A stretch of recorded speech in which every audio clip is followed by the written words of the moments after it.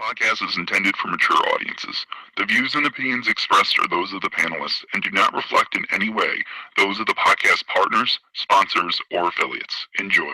Hi, this is Michael Buffer, and you're listening to the voice of the people. Let's get ready for Boxing Voice. ThaBoxingvoice.com. You need that fear. All I'm trying to do is make a stand for something that I truly believe is right. I truly believe is right. I don't want to be like you. Come on, man. I'm the face of boxing. I'm the cash cow. I hold the record for pay-per-view. My drop, I know my situation. I don't want to fight. Wladimir Production. But it's going to be very difficult for both of us. ThaBoxingvoice.com. Welcome back, ladies and gentlemen. Welcome back to another edition of the Boxing Voice Radio. We are back. We're going to be talking a bunch of topics. We got headlines and we got weekend fights. We definitely got a barn burner on Friday on Showbox. We got to talk about Brandon Rios back in the mix, taking on Aaron Herrera. And even the young Mario Barrios going to be doing his debut at 140. Or I believe this might be a second fight at 140, but it's definitely under the tutelage of one Virgil Hunter. And then we cannot forget to talk about Matt's buddy, his guy, Khurtsidze. Is he a crime lord? I mean, there's pictures of him looking like Scarface on the internet. I don't know. But let's head on out to the Golden State and just see. I mean, he might be busy. I don't know. He's probably on his way to Russia to visit Khurtsidze. Wladimir Production. This is a beautiful performance against a very tough guy in Michael Johnson. How do you feel about it? Fuck that. Conor McGregor. ThaBoxingvoice.com. You know me, Larry. From a wicked entrance, from a flip over the rock into a knockout. When the main thing is, I just help the guy. I wish. ThaBoxingvoice.com.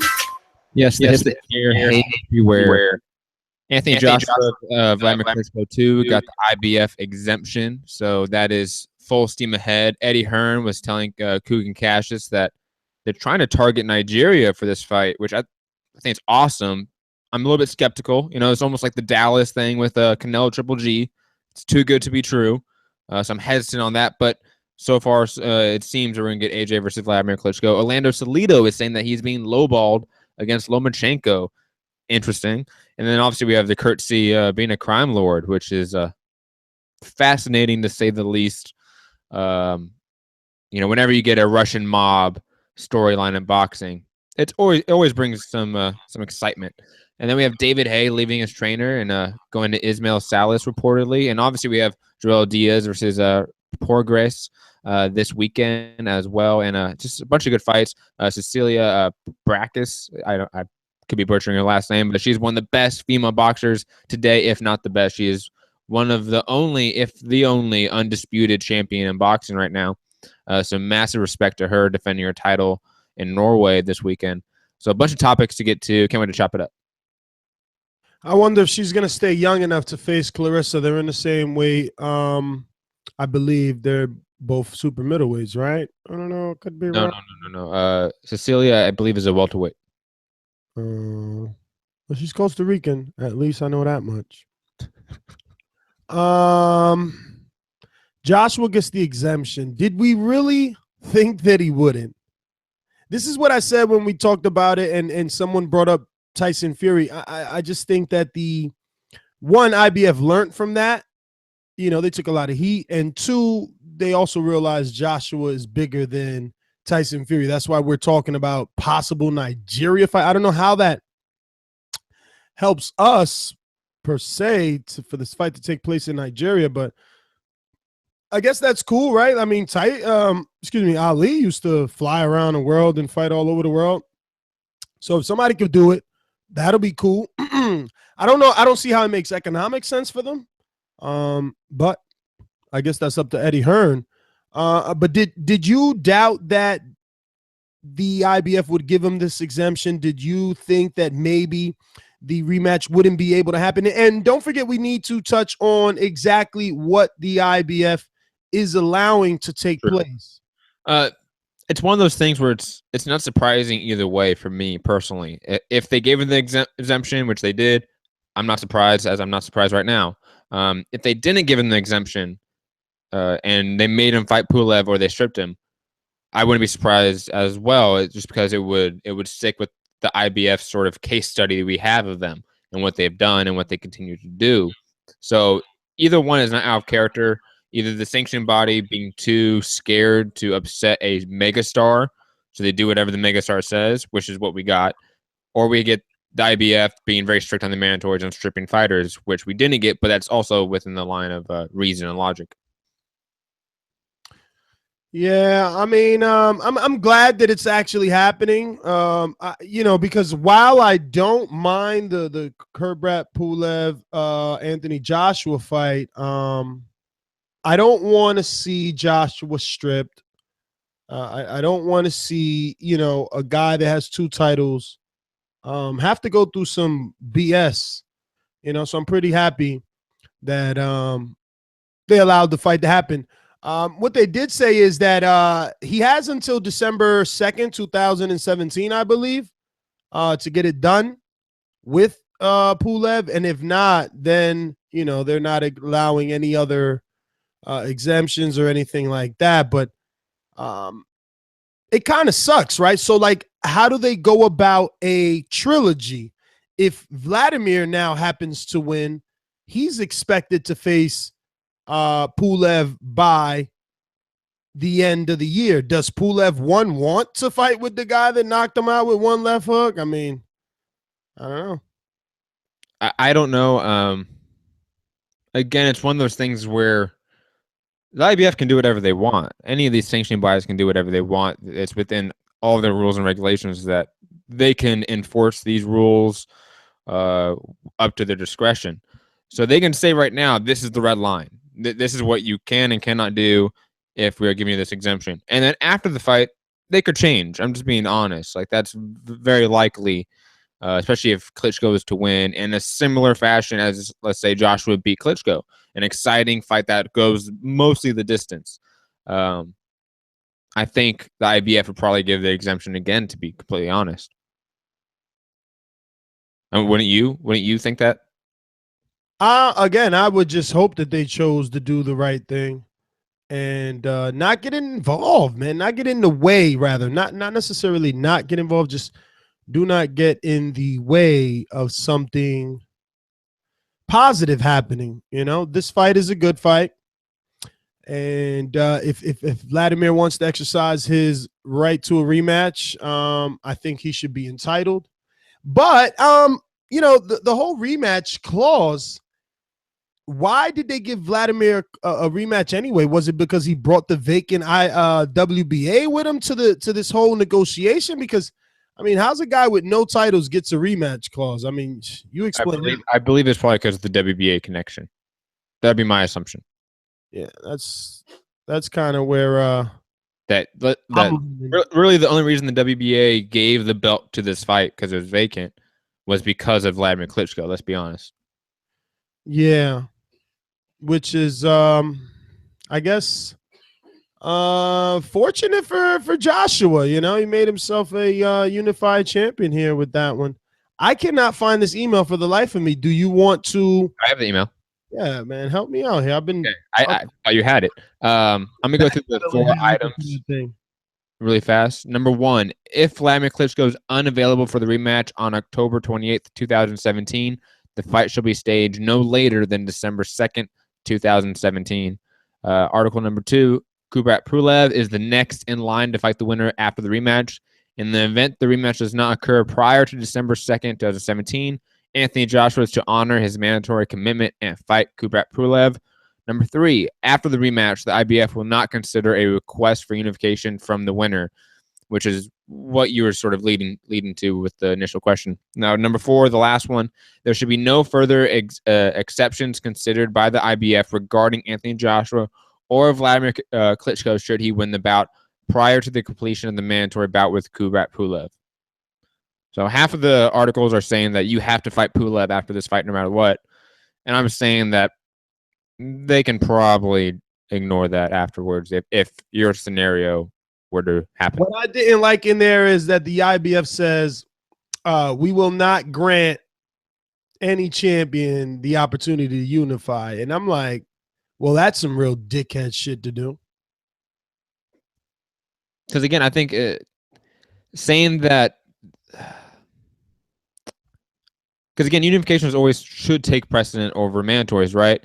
And the idea that, let's say the winner of Joseph Parker versus his next opponent and Deontay Wilder versus his next opponent, if Joshua or Klitschko were to win their next bout and they want to fight those guys, I wouldn't be upset. I don't think anyone would be upset. We want undisputed champions for a reason. But that's the thing. The sanctioning body is saying they would be upset. They're not allowing it to happen. And I'm not surprised by that because, again, then we get the sanctioning body getting maybe a smaller split of the purse if they have to share the stage with other sanctioning bodies. I don't know if that would be true. I would like to ask somebody in the sanctioning bodies about that.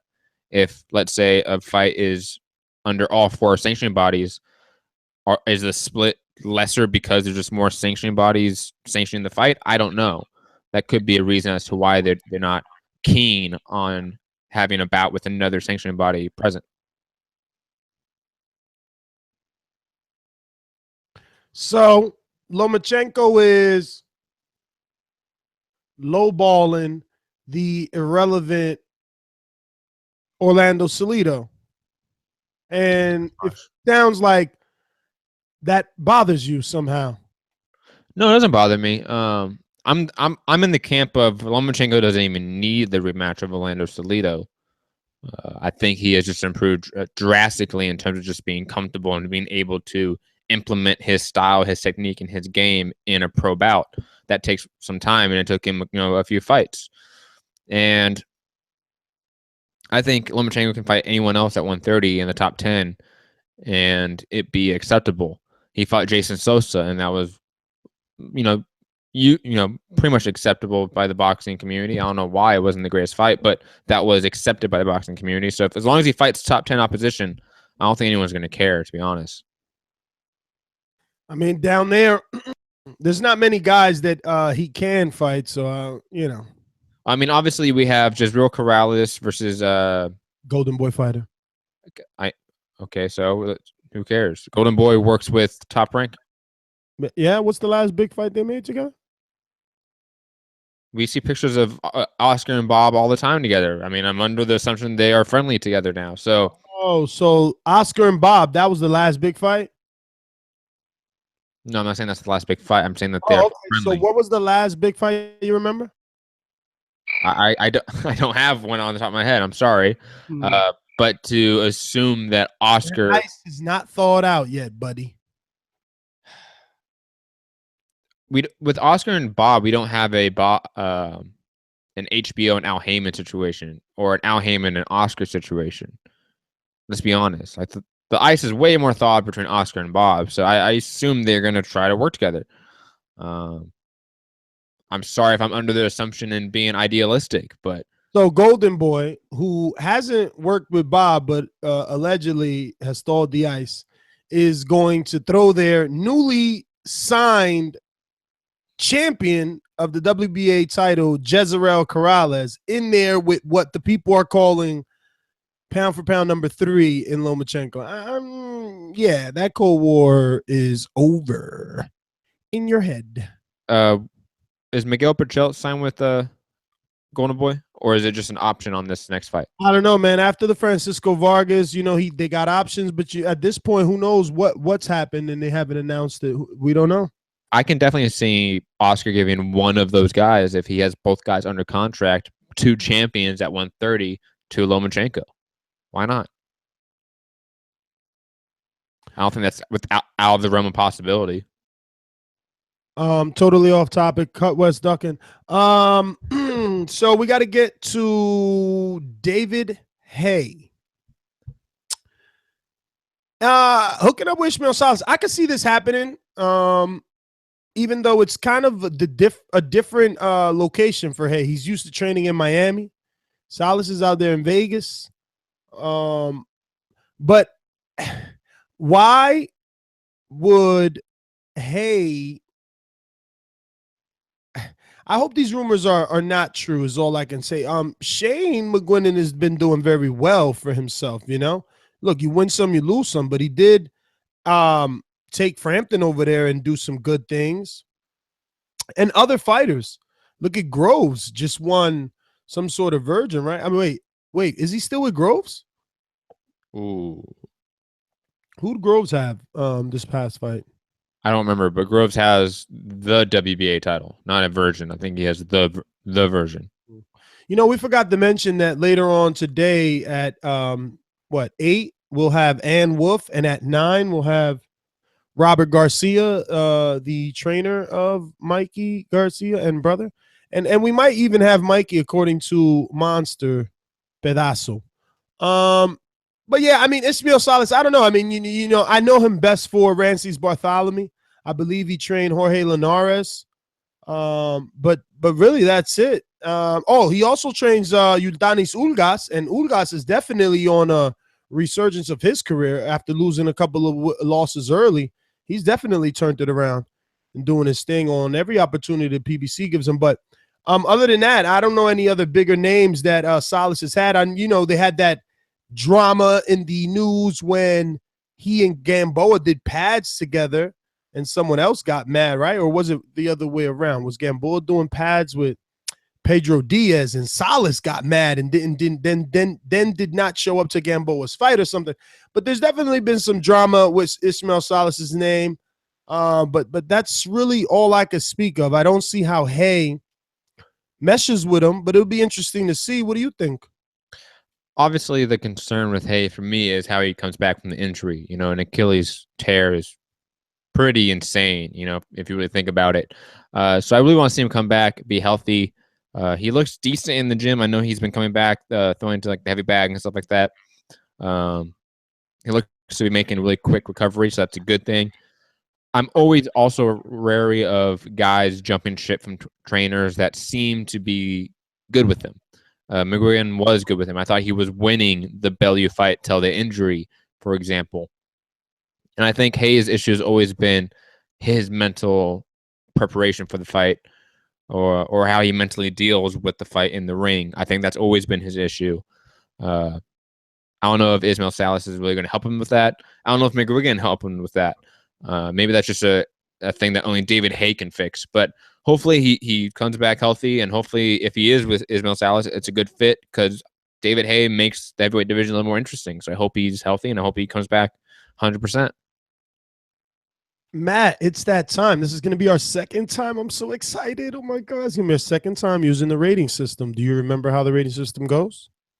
Yes. How does the rating system go?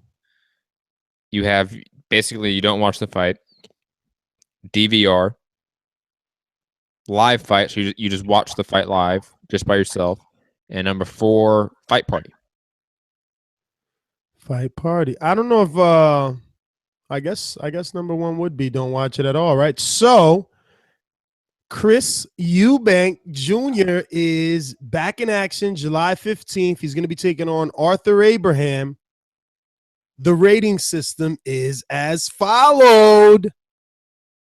Is this a live fight party where Matt and West Coast TBV get together, you know, to come see Chris Eubank Jr. take on King Arthur Abraham?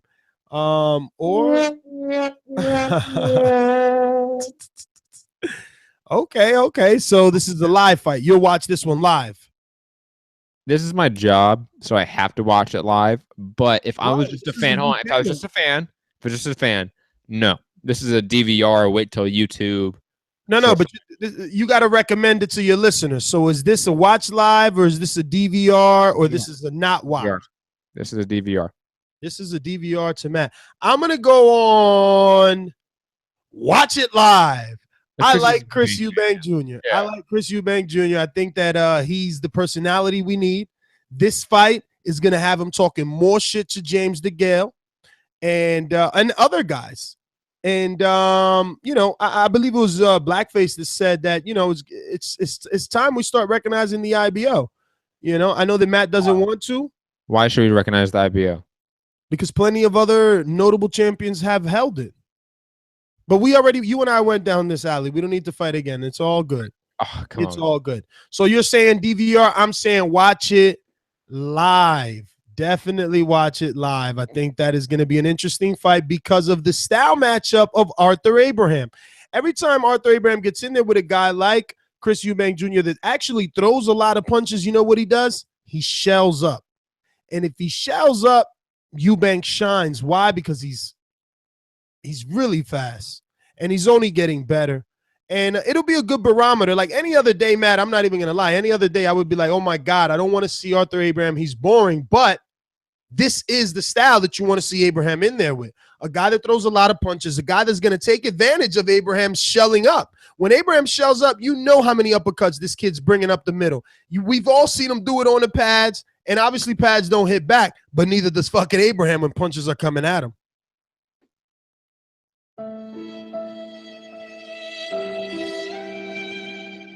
I'm sorry. Fuck the IBO and fuck the sanctioning bodies. All right. And that's your take on the fight? Oh, no, I think the fight is it's one of those where it's Chris Eubank catching somebody at the right time, in my opinion. Arthur Abraham is obviously, over the hill, past his prime. But he's still decent enough to present some issues. He's a strong fighter. His inside game is pretty decent as well. But like you said, he's a little bit boring. I think Eubank is going to style on him personally. I think he's bigger. He has the longer reach. He's faster, better shot selection, more combination boxing. I mean, he checks off almost every category more than Arthur Abraham. So I feel like this is not a soft touch and not necessarily a showcase. But I think this fight is designed to make Eubank look really good against a guy that has somewhat of a name and some sort of awareness amongst the boxing fandom. Totally agree. I wonder, does Abraham have enough to test the chin of Eubank where we can leave this fight knowing whether or not Eubank has a chin? Who's the best fighter Arthur Abraham's knocked out? I'm asking. I'm not trying to be cynical. I'm just purely asking. I have no clue, bro. Arthur Abraham's career is... I mean, he's not the biggest knockout artist, so I don't expect him to really test the chin. If he went up to... If Eubank fought like a Gilberto Ramirez or David Benavidez at 168, that they're going to test his chin. But I don't think Arthur Abraham does. Damn, Benavidez is in that division. Eubank better hope he ain't paying them sanctioning fees for that. Yo, Arthur Abraham, the biggest name that he's knocked out.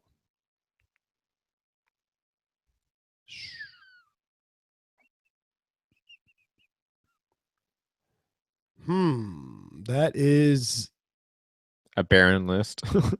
Well, it's Jermaine Taylor. KO. Yeah. But we all know about Jermaine Taylor, Well, back then there was nothing wrong with Taylor. What year was that? Long time ago. He fought Taylor right before, right. I think it was the first fight of the Super 6. Long time ago. That was 2009. Okay. That's not that bad. Okay, that's not that bad. I'll give him that. Yeah, I mean, I really have nothing else to say on this topic. I'm way more interested in Khurtsidze being a Russian crime lord, and being like one of the biggest badasses in boxing. That's 5'4". Yo, so did we do the rate? We did the rating system on Bruno Garcia, right? Of course, right? I think we were mixed on Fight Party and watching it live. Really? Yeah, I was a little bit mixed on it. I don't know. I don't know if I'm just a fan of boxing. Do I call everyone up to watch Bruno Garcia? Maybe. I'm. It's close. Okay. What else do we have outside of? Let's just get into what you want. The Khurtsidze, who is the mandatory to Billy Joe Saunders, was arrested. The fight's being pushed back. We received the official press release from Frank Warren, and there's all type of stuff out here, but what is true is that Queensberry Promotions were informed that Billy Joe Saunders' mandatory challenger, Kurt Devis, was arrested yesterday in New York City. He's indicted under the RICO Act. So this is a federal thing. I don't know if he's getting out anytime soon. Probably not. But yeah, they got him as a Russian crime lord or a syndicate. So I don't know, man. This one is definitely a curveball. I mean, want to hear the charges? Do you have the charges in front of you? I do. no. I do. Racketeering, extortion, robbery, murder for hire, conspiracy. And that's one. Murder for hire, conspiracy is one thing. Fraud, narcotics, and firearm offenses. Yeah, I mean, when you're with the Russian mob, I mean, you're going to do a little bit of everything. So charges don't surprise me. But it was a interagency partnership between the FBI, the CBP, and the NYPD. They've charged 33 defendants. So I don't know if this will stick or not, man, to be honest with you. I mean, Khurtsidze has a lot of alibis here, but when it's RICO, they have a lot of alibis. What alibis are those? I mean, obviously, being in different countries, for one, during fights, training camps, being with certain people, but it really doesn't matter because it's not one said crime. It's multiple things, and God knows how long of a period of time. I'm sure it's throughout a couple of years investigation, man. Best thing I could tell him is lawyer up.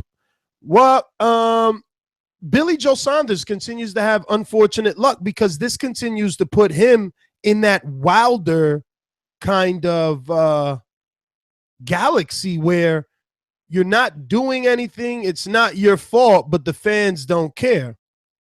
Yeah, no matter what, it's Billy Joe Saunders who's going to get the flack for this, not Khurtsidze for some reason.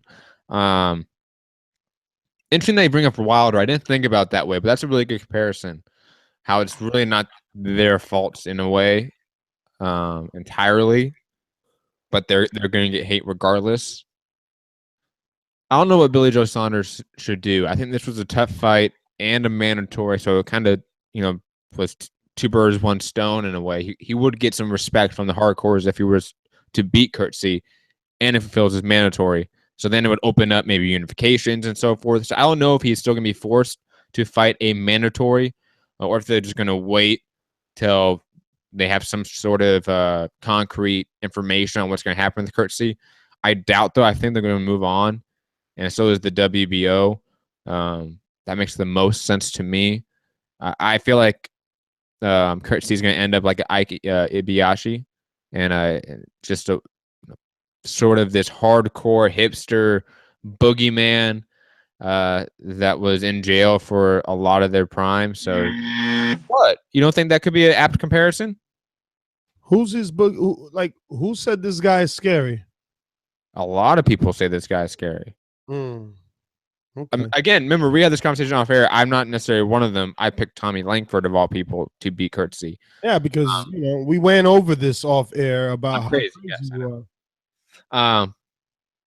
But I mean, obviously, there's a section of fans that thinks this guy is like a boogeyman at 160, and this only adds to that sort of mystique. I just want the public, I just want the public to know, and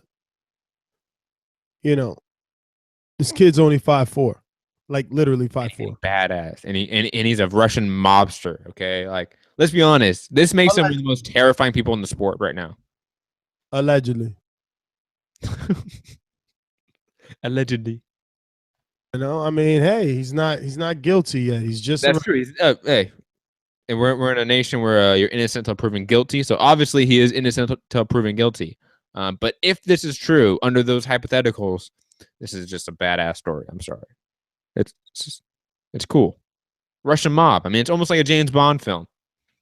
He was even fighting a British dude. I mean, come on. Yeah, I mean, I guess, buddy, whatever, makes you happy.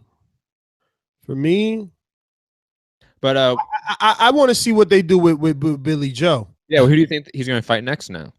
Well, I'm sure they're just gonna mandate the next, whoever's next in line. Really, they get a bump up. Let me check the WBO rankings right now.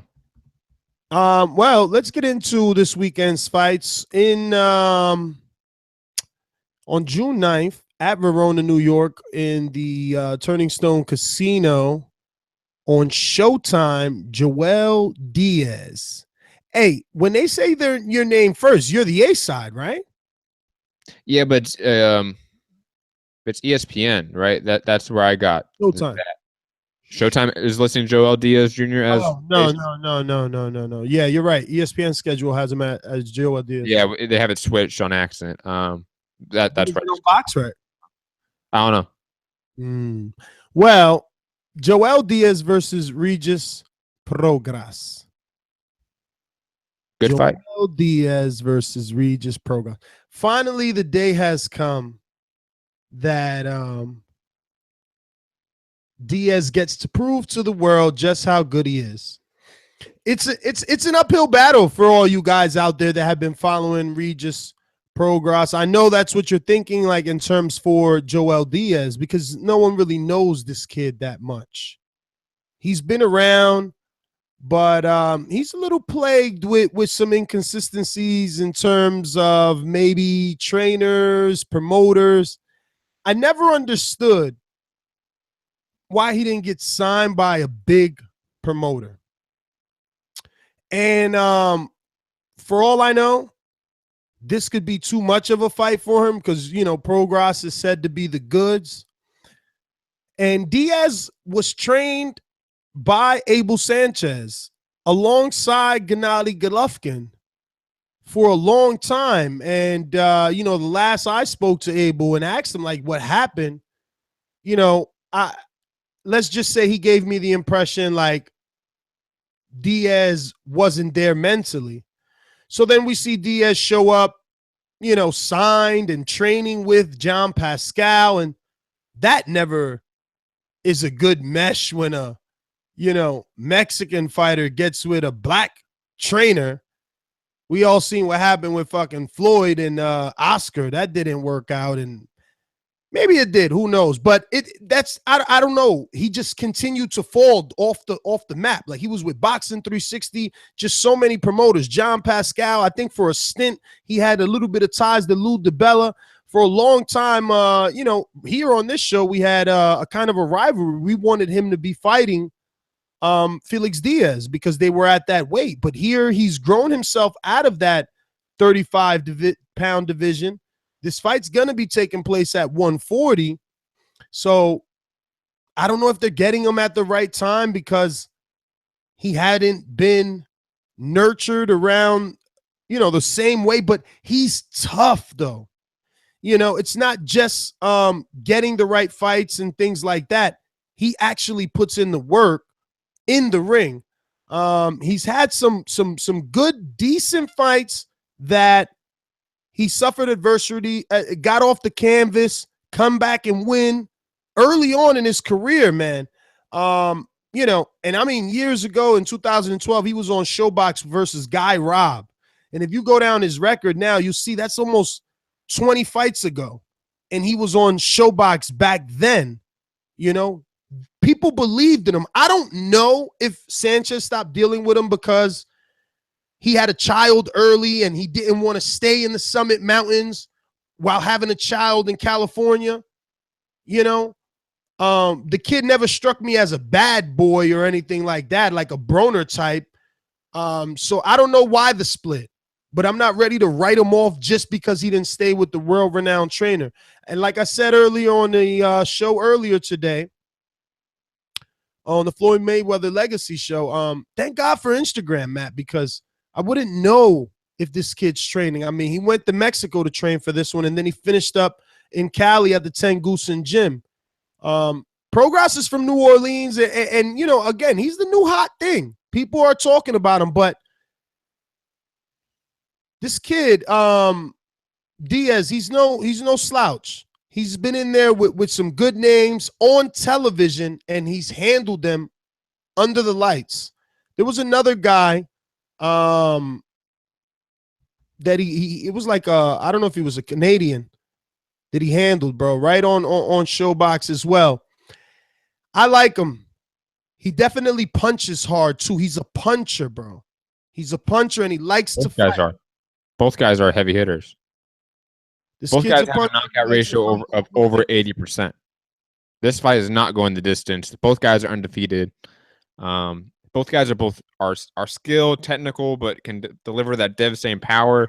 I love this fight. This is a hardcore's dream of two undefeated prospects going against each other. Both guys are in that top 10, top 15 sphere at 140, and this is sort of a James DeGale, George Groves fight, perfect example and comparison. I think the loser of this fight is not a bum, is not washed or anything like that. It's not time to jump off the hype train if one of them loses. I think both guys are going to be players at 140, if not 147 in the future. I'm going to pick Regis Prograis. I think he's just a little more slick. I think he can get around a guy's defense a little bit better. But again, this is a very close fight. I'm picking Prograis by 6-round knockout, TKO. I think it's going to be a barn burn. I think it's going to go back and forth. I think maybe both guys are going to get hurt, if not knocked down in this fight. This is going to be a sleeper fight of the year. I'm calling it. I think because of all the reasons mentioned, Joelle Diaz is in this fight. Diaz, he started at 126, 130, 135. Now he's at 140. Won no titles in between all that.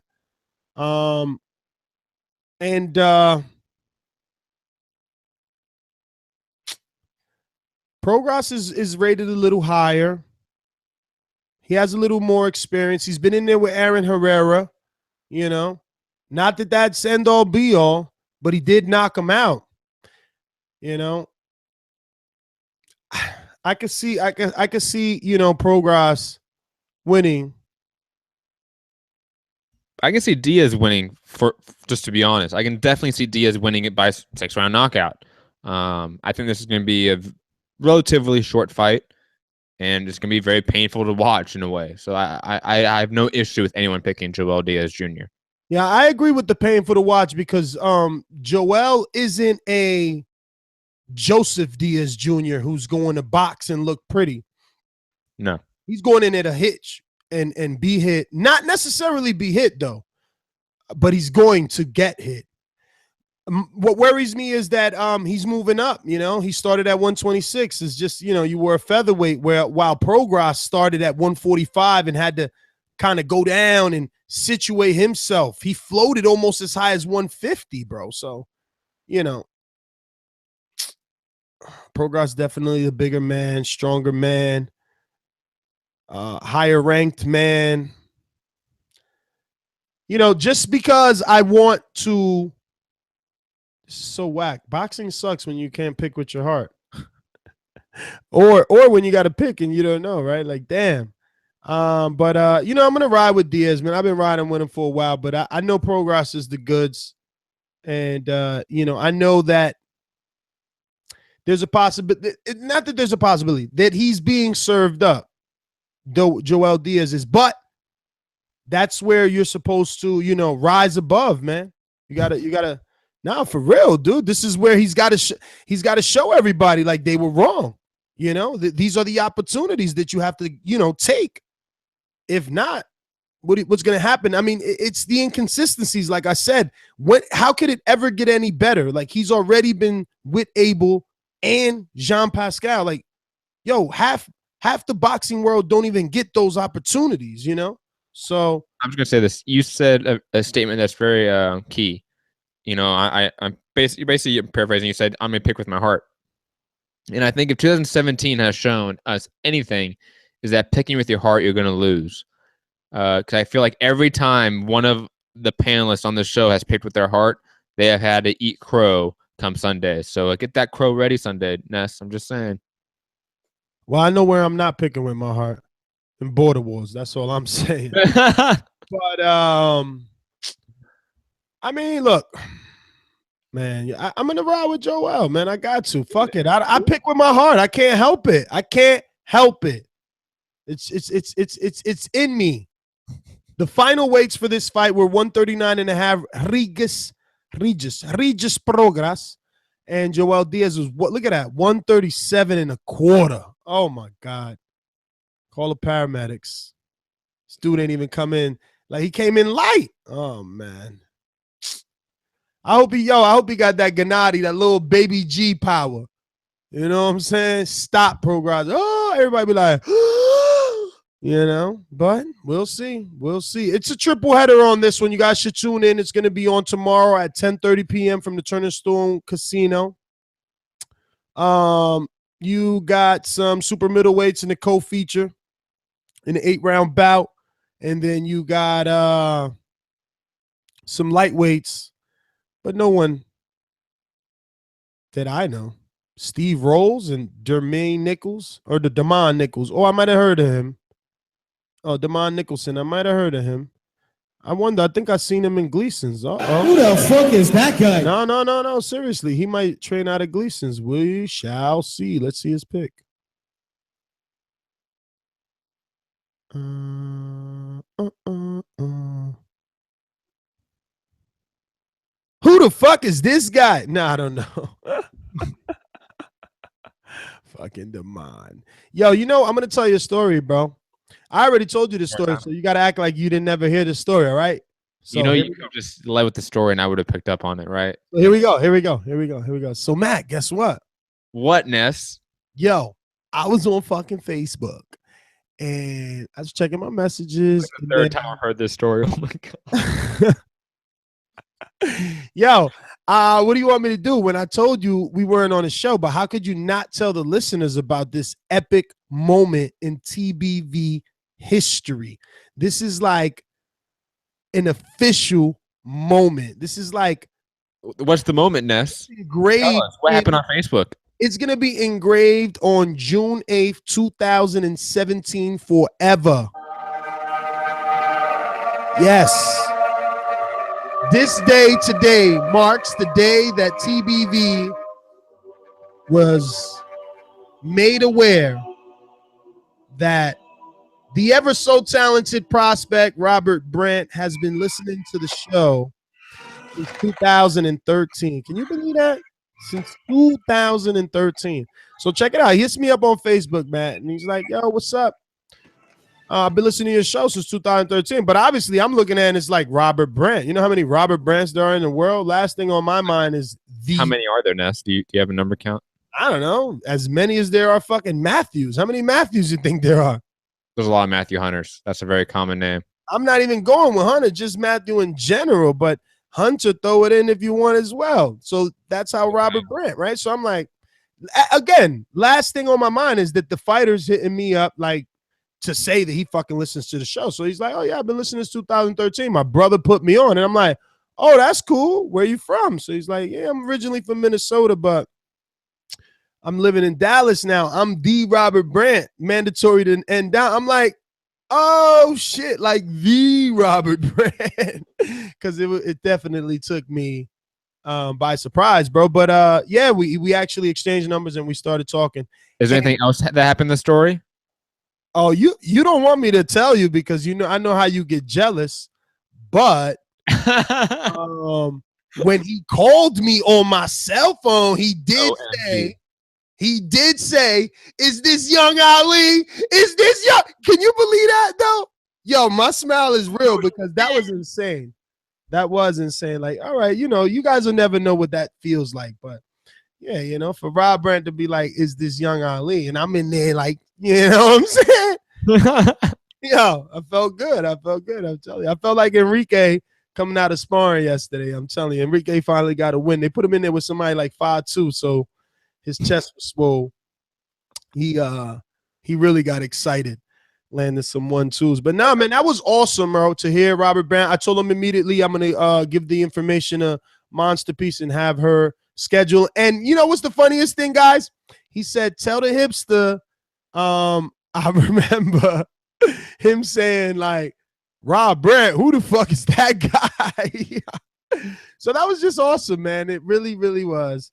And shout out to Robert Brandt. Yo, he even signed up to Patreon. That's why he said young Ali. Like, I was like, yo, I just got to know if it. Don't tell me that way. He was like, yes, it is. I'm like, get the fuck out of here. That was amazing, bro. Those things, little goals, man. Little goals. So just very happy. Wanted to share that with the listeners because, together we grow, really. And yeah, shout out to Robert Brandt going on Patreon, being a supporter. Shout out to I like that. That was, like crazy. And it was like Robert Brandt as patron. I'm like, get the fuck in it. But then when he called, he's like, young Ali, it was like confirmation. Like, yo, he's seen that sparring and he agrees. He agrees. That's all I can say. You know why? It's because you've been gassing up Robert Brandt's name for a good 12 months now. Gassing it up. And not that it's undeserved. Robert Brandt's a great prospect, undefeated, good knockout power, in a great camp too. So he has a super high ceiling. But man, you've been bringing up Robert Brandt a lot in the past 12 months. Out and damn, you're not allowed to. Matter of fact, he invited us to the camp already for that training camp. But I don't think you should be allowed. What? No, That's you're a Toyota Corolla type of guy. But Ness, please let me come. Yo, Robert, I'll be nice. I won't play the soundbite. Who the fuck are you? Anymore. Don't worry. Pete Long, join us on TBV Overtime, and we could talk all about that in depth. And I'll give you my multitude of reasons why that will not be possible, as far as your pick, anyway, buddy. Matt, any other fights? Oh, Brandon Rios. My guy, Brandon Rios, is back. Bam Bam. I think I even got a soundbite for Bam Bam. He's been around here so long. Let me see what I got here. Do we got something for Bam? Let me see. Oh, remember we had Bradley on the show. WBO. Well, he ain't got that no more. WBO, but you see that was Top Rank. Top Rank always got them belts. Oh, I don't see. Maybe. Oh, where's Brandon? Poor Brandon. All right. Well, Brandon Rios is back, ladies and gentlemen, and like Matt says, Cecilia Baracus. But I don't know how you're going to be able to see that one, to be honest with you. Definitely on a pirated stream. But again, TBV does not support piracy. Wink, wink, nudge, nudge. And in Belfast, Lee Haskins is going to be taking on Ryan Burnett for Haskins' IBF title. Haskins is going to lose eventually. Also, Mike Perez is going to be taking on the dreaded to be announced. But I at least want to know what took place in this fight because he's taking it back down to cruiserweight. He looks I like that. Shredded. I love that he's at cruiserweight. I think he can do a lot of big things at cruiserweight. He was too undersized at heavyweight. Pretty dead division, though. But exactly, that's how you can do things. That's how you can quickly go up the rankings because it's a very open division.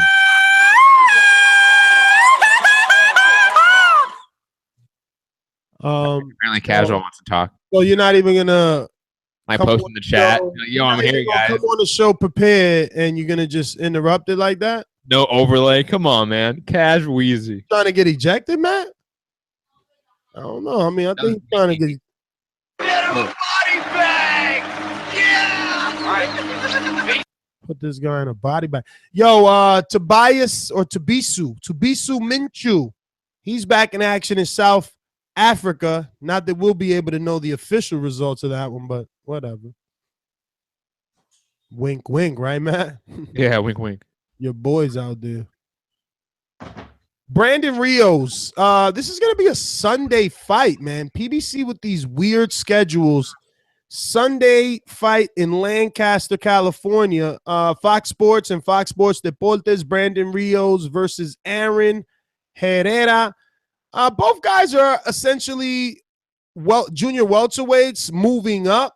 So it's a pretty even fight, a good fight to see Rios come back, see what he has. He's been out of the ring, I think, like 2 years now, probably been training for this comeback about a year or more. And Rios has always been a good talker and an interesting, I guess, build-up. But I know that people don't want any more Robert Guerreros of the world, so I hope that Brandon has something left right? Because maybe, speaking of Guerrero, right? Like Guerrero's fighting who in New York? Omar Figueroa. Yeah. So then, like, what if Guerrero Rios meet up? You know, that would not be bad if they both got the win. I mean, you're rolling your eyes. Damn, if they win, they can't fight, Matt. You're such a look. Here's the thing. I would never tell a fighter that he needs to retire, but I will be concerned about their health. And Brandon Rios, Robert Guerrero is another good guy, another good example of guys that have just been through the trenches. They have taken a lot of physical abuse in their career, been in a ton of wars. So it's always a concern when they go out this late in their career and go into fights. I think that's just a natural concern of me and others. Again, I hope that he shows something. I hope that he shows that he is still at some sort of decent level. I don't know if Robert Guerrero even shows that anymore. Play the soundbite, but man, I'm just worried. Again, we have stories of the last 12 months of guys like Pritchard Colon, Mike Tao, for example, plenty of other names. So these veterans who've been in the game for so long, who've taken that much punishment in fights, it's always going to be a concern for me. All righty then. So on the undercard, though, another little interesting matchup. Mario Barrios.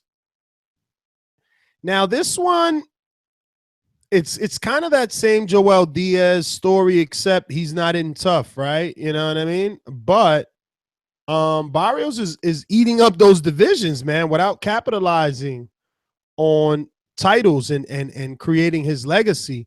He's 18-0. Started his career out at 122. And, you know, quickly jumped to 126 and quickly jumped to 130. And from 130, he got a good run there. You know, he got a good maybe five fights.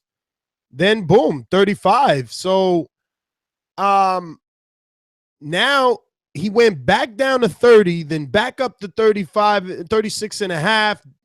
Last fight was at 39 and a half. This one is going to be at 40. He's just going through these divisions. Now, we always knew that he would outgrow the divisions. I mean, he started 122 as a 6-footer. But Matt, should we be concerned that he hadn't really been able to stake his claim in any of those divisions he just essentially developed through?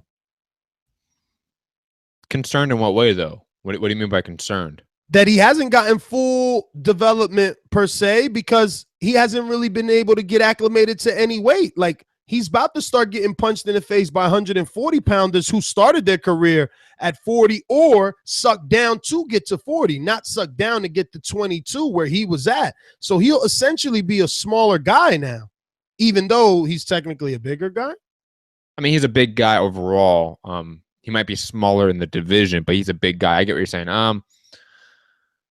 I don't know. I think that Mario Barrios hasn't shown me any signs of him being in danger. He hasn't shown me anything to where I'm concerned about.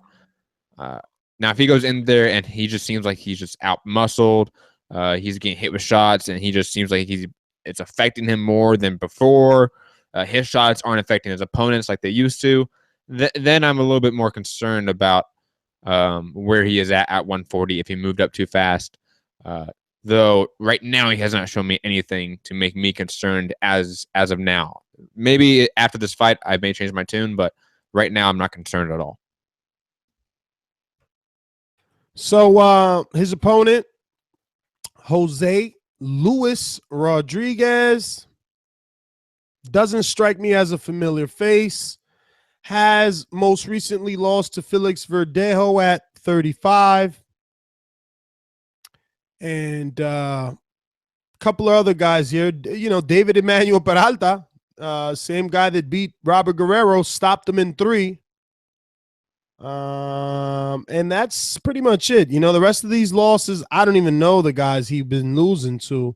So definitely stay busy, fight. Showcase, especially if Peralta knocked him out in the 3rd round. It's a showcase fight. But as a co-main, that's crazy. Very, very crazy. So also on that undercard is Jose Miguel Borrego, whoever the hell that is. not anybody that I'm used to seeing. But in the next 3 Who the minutes, fuck is that guy? yeah, I mean, they're trying to stack the undercard with someone's cousin. But what we need to do is get prepared for Ann Wolfe. And in the meantime, let's bring on our other co-host here in the Garden State. What's up, man? I just want to say I saw fight too. Stay focused. Stay working my dad. If he comes to fight, then I'm going to look for him. I saw the fight too. I think you accurate. Yes, good evening. Pardon my tardiness. I got caught up in New York City traffic, but I'm here. And I'm here for the excitement of Mikey Garcia's trainer, Robert Garcia, showing up and giving us a little bit inside scoop. You know what I mean? I don't know what else is happening this weekend. I heard you say Brandon Rios. It's pretty much it for me on the boxing scene. No pun. No pun. But I did. I'm gonna tell you how much Kaz Wheezy I am. I went to the gym. This gym titled Jersey Boxing Boy Club or Jersey Boy Boxing Club, and got some sparring in. You know what I mean? So I told y'all he was confident after yesterday's sparring. See, he came in here talking about that. He felt like he put hands on old boy. But old boy hit me. He hit me. Oh, he hit you because me and Al. You saw the tape? Yeah, saw the tape. I don't know. Judges. It could have been 114 on that one, yo. Ooh, so I'm saying because like he landed a couple overhand rights. Like once you went back to the corner and you talked to your trainer and he taught you that move, then you was like Street Fighter. He was like double tapping on the buttons, like smashing the buttons, doing that jab, uppercut. it is hard. I am able to say now, like, yo, it's different being in the ring than saying it sitting on the couch. Oh, hell yeah. Without a doubt. Cash Wheezy, so from a casual standpoint, well, actually, no, forget that. Where's my backspin soundbite? Let me see if I can find that in time. Nope, I ain't gonna get that in time. All right, whatever. Maybe next time. Cash, you remember the rating system? Yes, indeed. I remember the rating system. I have it written down. Do you need me to call it out or? Oh, sure. Call it out. How's the rating system go? All right, we had like three. We had definitely three criterias. Let me rewind. We had the paper over there. We can hear it. You hear it? You hear it? It was three: fight party, live fight, which was equal to fight party. Oh no, I'm sorry. It's fight party, watching it live at home, or DVRing it, and then not watching it at all. Not watching it at all, which means because it's trash. So, Chris Eubank, Arthur Abraham, use the rating system. DVR. Ooh. For me. Okay. Now that's off the bat, not seeing any face off, any press conferences. There might be some heat happening at the press conference that make me say, damn, I might watch that. You know what I'm saying? Yo, what you doing tomorrow? What you doing Friday night? Tomorrow I'm working. I got called for a job, top secret, Oh, that's right. I forgot. Damn, we can't drop a little hint. They don't know where you at and shit. You never know. Maybe on Monday.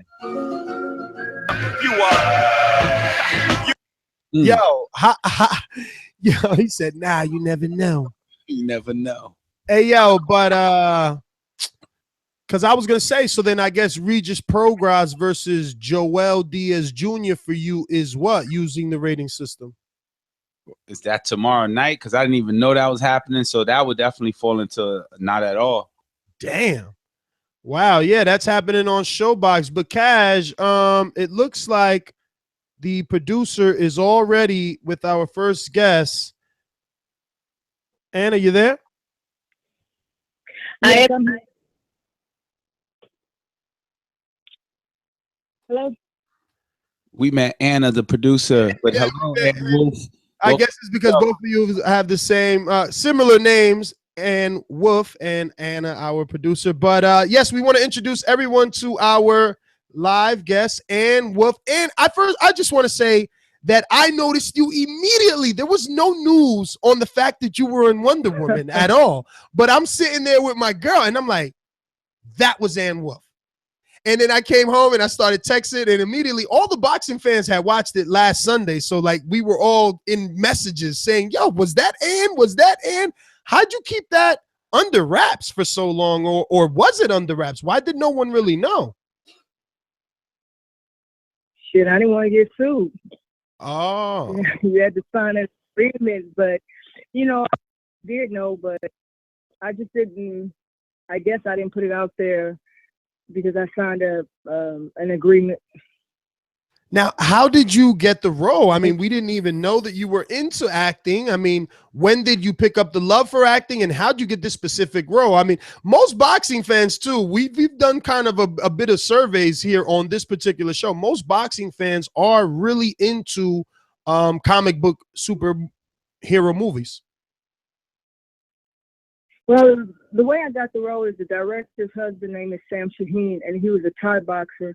And he also wrote a book on the subject of boxing, and Patty Jenkins followed me. And so they knew who I was. And when the character Artemis, so I didn't cast for that particular role. I didn't cast at all. They came and looked for me because the person that I am is that character as well. Artemis is a kick-ass. Artemis will fight. She's a loving person, but she's one of the badass Amazons. So at first the producers were kind of skeptical because they were like, she has never in her life even took an acting lesson. But the director was like, I want Ann Wolfe because she is Artemis. Because Artemis was like, in order to become Wonder Woman, you have to fight Artemis. And who better to play Artemis than somebody that really like Artemis, which was myself. So I just fell into the character, and I mean, it just came natural. Did you take up any night classes or anything to get polished up for the role once you got it? Or any coaching? No. I'm from the streets. So acting where I'm from is normal. I mean, you might have to kick somebody's ass within a split second and then pick your kid up and go. And so, no, I didn't. It was just a natural thing because I guess I was so close to the character till it was natural for me. And I didn't care that the cameras were there. I didn't care. I just was supposed to be a warrior, and that's what I did because that's what I am anyway. Oh, no, I didn't take a class ever. I just walked straight on the set from out my house. And Wolfe, Enrique here. Yeah, so are you planning to pursue acting in the future? I mean, you didn't take any classes. No, I'm getting some calls because I'm natural at it, but it's not just that I'm natural at it. Patty Jenkins really understood and felt that I could do that. That I can do it because even in boxing, you're not acting, but you have to portray a certain role or a certain way that you are, because a lot of fighters, they're really scared, but they try not to show that they're scared or this or that. So in boxing, it's almost like you acting, but in boxing, I wasn't scared of no damn body, and they knew that. And so that's portrayed on camera. So for me, it came natural. So of course I'll do it because, I'm done with the boxing deal. And for me, the boxing deal is kind of bittersweet because everything I've ever done in boxing, I was an 8-time world champion within 2 years. And I've had world titles in 4 different weight classes. And I simultaneously defended 8 titles in 4 weight classes. And I still never get what I was supposed to get to say I was Superwoman as a boxer, because you go and you look at all these other ladies. When I had 2 and 3 fights, I was fighting people with 15, 16 fights. So for the first time in my life, when I walked on a movie set, I got the props I deserved. And for the first time, when I sat in a theater and I saw myself on camera, it was the first time I felt proud of myself. In boxing, all those accomplishments I never felt proud of because it was always something that I had to prove. As a trainer, I never felt proud because I always had to prove myself. And the fans always gave me my props, but I am the greatest female fighter that ever walked their foot on the planet Earth. And I never got my props through boxing. And, you know, go ahead. And I became Artemis. I was going to say, man, boxing has become, well, I don't know if it has become, but every time I watch it for a very long time, it's always about having to prove. No matter who you are, Floyd Money Mayweather, Anthony Joshua still has to prove. I think he's great, but then, you know, the audience, there's yes, but guess what? There's A and there's side B, and they're all like, yo, this guy ain't do this, he ain't do that to this person. Can he do it to that person? That's what that sport is about, I think. Yes. Okay. But with them proving themselves, they got paid. I made less than $50,000 in my whole entire boxing career. What does that say about me as a female in boxing? Let me tell you what I did. I clinked the fuck out of from welterweight, which is 147, all the way to super heavyweight. That's what I fought from. And I went up and down within 2 years. Now, female boxing is nowhere in the vicinities the way male boxing is, but I don't have anything else to prove. I am the best. And I've never said that. I never want to say that. You find somebody that can go from a 50-pound radius and dominate. I don't even give a damn. Even MMA. For Ronda Rousey to even speak my name, that means she would have been fighting a heavyweight. I dominated 50 pounds from welterweight up to super heavyweight. No one even knows that understands that. You'll say, okay, this is Layla and Lucille and this and that. You go and look at their records. And it's not me being bitter. It's just that when they had 1 or 2 fights, they were fighting people 0 fights. When I had 2 fights, I fought an ex-world champion. They had 13 fights. And then my only loss, I got paid $1 because I was fighting for nothing. That's what made me bitter about boxing. So when people say, okay, so what do you think about boxing? I don't like boxing. That's what I think about boxing. The reason I started boxing is because out of all those fighters on top of that, in the middle of my career, when I got through fighting, guess what? I had put over 150 kids through high school with no felony, no baby, with a high school diploma. I did that through my boxing career. That's what boxing means to me. So I don't have to prove anything. I figured out I ain't never had to prove nothing. I am boxing. I am female boxing. People got to prove they can do what I did. And so that's why I have this bitter kind of feel for boxing, because it's not the fans, right? It's just the way that they can mix the boxing up to where you got 1 or 2 fighters and that's it. You get 1 loss and you fucked. 2 losses and you could just go to hell. And boxing is the only sport to where you don't have to have a high school diploma. You don't have to go to college. You can be a poor man that comes off the street and change his life. And guess what? They done turned boxing to where you can't even do that no more. Damn. So I don't even want to ask you about your thoughts on the ladies now that get glorified on social media in boxing. Like, do you have any thoughts? Do you even follow that, or is that something you don't even care? Is rest in peace in boxing in your head? If they wrap their hands up and they get punched in the face, they'll get glorified, because it's not their fault. They didn't do anything. They deserve just as much glorification as anybody else. It's not that I'm pissing on any individual fighter or any individual whatever. It's just the way that boxing has evolved. And you mean the business side of it, right? You don't mean the fighters. You mean the business of boxing, like who's accepted and who's put on camera and who's not. Is that what you mean? It's not about who's put on camera and who's not, who's accepted. The fighters themselves don't have much to do with it. It's the way that boxing is political now. How can you go from Joe Louis going into the White House after he whooped Max Mellon's ass. Sugar Ray Robinson. I mean, how can you go when boxing was bigger than baseball, bigger than basketball, bigger than football? Boxing was America's sport. From the 30s until now, look what we went. Look at. You know what I'm saying? Like in the 70s, when you have 10 fighters that Roberto Duran, Thomas Hearns, Marvin Hagler. I mean, you had fighters to fight each other, and you can have 5 or 6 losses, and you still could become a world champion. If you have 2 losses now, you can't do nothing. Do you know you can't just gaze through the TV channel and just, let me see if I can see some boxing? Do you know that? Wait a minute. Adrian Broner has 2 losses, and he's fighting Mikey Garcia next in the end of July.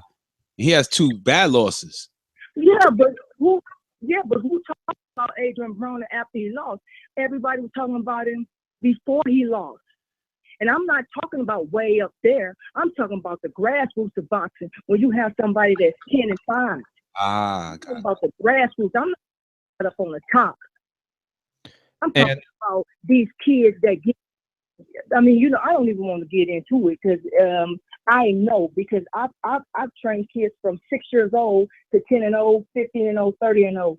But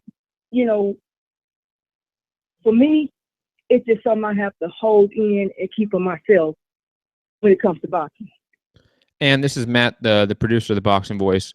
Do you even watch Clarissa Shields fights or Katie Taylor fights? Do you watch any of these female up-and-comers, these major Olympians that have now crossed over? Are you interested at all in these women and where they are potentially carrying the sport, or do you just not pay attention at all? Of course I'm interested. But do you want me to tell you the truth? Of course. The last time I watched a boxing match, I haven't watched a boxing match since James Kirkland got beat by Canelo. And before that, I hadn't watched one in, I don't even know, it's been years. Because, of course, I uplift Clarissa because she done what she was supposed to do. She is what boxing is all about, to come from the dirt, the ground, you know what I'm saying, and to make it and to make something about herself. So of course I want to lift her up because she done what's supposed to be done. She had that outlet. It's still there a little bit here and there for you to come from zero. It don't matter if you're pretty, ugly, whatever. If you can fight, you should be able to get your ass in there and fight. So it's not like I don't watch them because I don't like it. It's not because I don't watch boxing because I don't like it. I don't like the political part of boxing. So I strayed away from it and just was like, you know what? I'm good with that because I just don't like the way that it's done. So in the end, it's not a sport. It's a bit. But you take Clarissa. We're talking about Clarissa.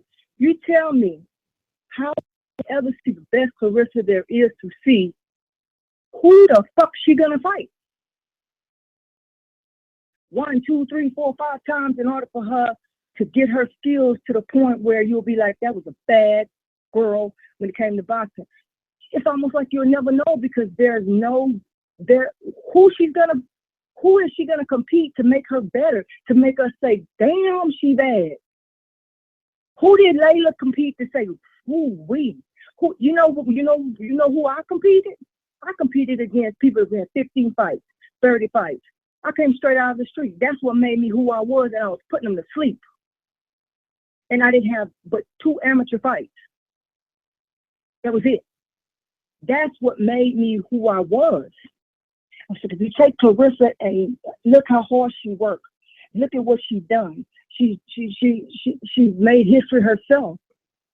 But God forgive me, she's gonna turn 30 or 40 one day, and she's gonna say, I never got to prove and show how good I really truly was because there was no competition for me to show that.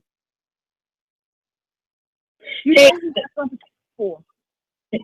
Hey, Ann. Hi, this is Monster. I just have a quick question to ask you, since you brought up Layla.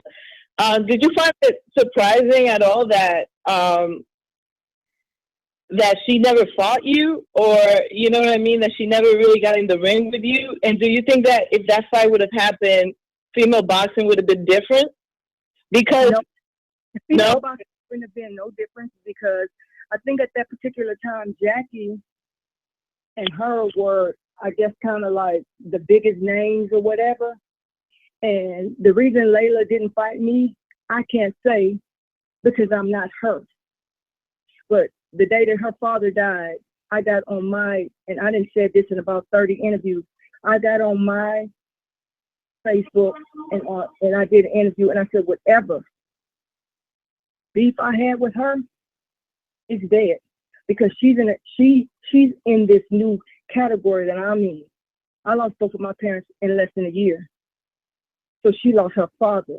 So whatever beef we had is not even worth it. That's another thing about boxing. People want to start beef and mess and just be messy. That's another thing I hate about boxing. It's messy. It's like a bunch of hoes. It's like a bunch of prostitutes. And some of the men, because they be like, did this fight this? So get your bitch ass up and fight, goddamn it. Get from behind that computer and come fight. You starting off shit. Why don't you come fight? So anybody that strap them gloves up, I have respect for them. So don't think I'm saying that I don't have respect for people that put them gloves on, because I have respect for every boy, girl, man, or woman that put them gloves on and get in that ring and fight. I have respect for them. But I don't have respect for the people that start all this mess, you know, talk all this shit. Don't talk no shit to me unless you done fought before. Right. That's just the way I feel. And for me, Layla can be who she is. That is what she was. I'm not bitter to her or can say why she didn't or did or wouldn't fight me. Mm-hmm. That's her business. I'm not going to say I would have whooped that ass, this, that, because if it was a fifth, we'd all be drunk. And if the ands and buses, candy, cherries, and nuts, we'd all have a motherfucking Merry Christmas, but it ain't. So people live in the past. I don't.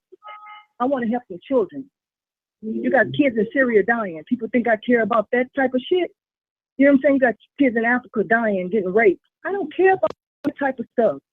You know what I'm saying? So for people to go, okay, she's not supporting boxing. I'm supporting hungry children. I'm supporting children that are getting killed. I'm supporting women that are getting raped.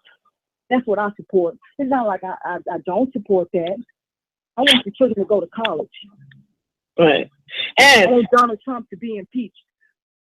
And would you ever train any of these female fighters? Did they ever come to you, or would you ever approach them? Being that you trained Kirkland, and he looked great with you, by the way, would you ever consider taking on a female fighter and training her and taking her under your wing? I would train anyone, but at this particular point in my life, I'm 46 years old. I'm kind of done with the boxing deal, because there's something that I did when I boxed. I gave it my 100% all. In any fight I ever dealt with, I loved that fighter with my heart and soul.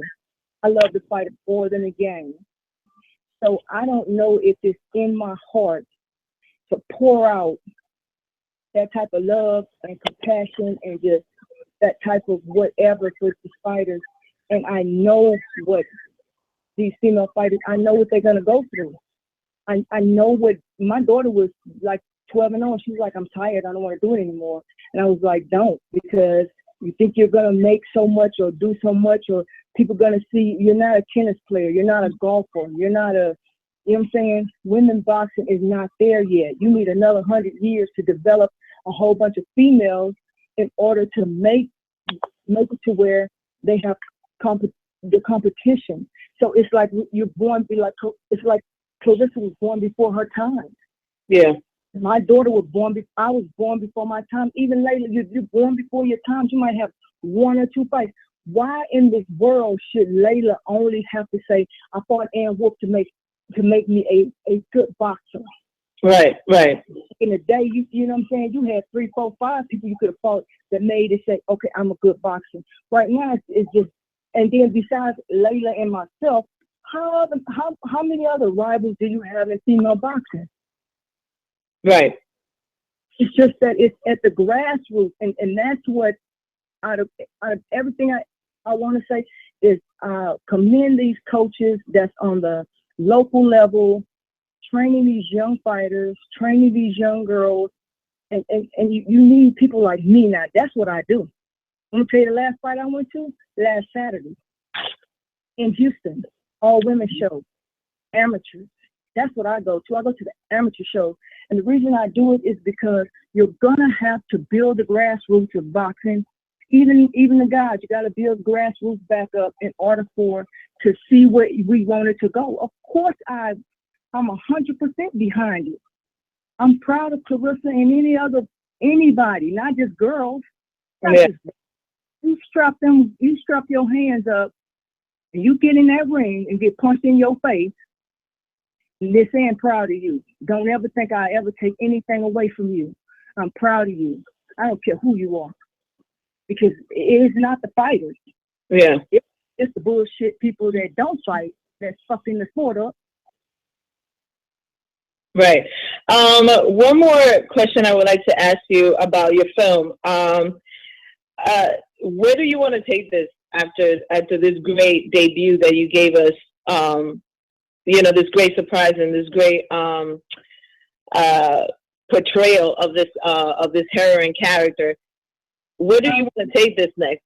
Are you planning to continue this or to pursue it, or do you feel like this was just a one thing and you just wanted to inspire the children that you say you help and all those kind of things?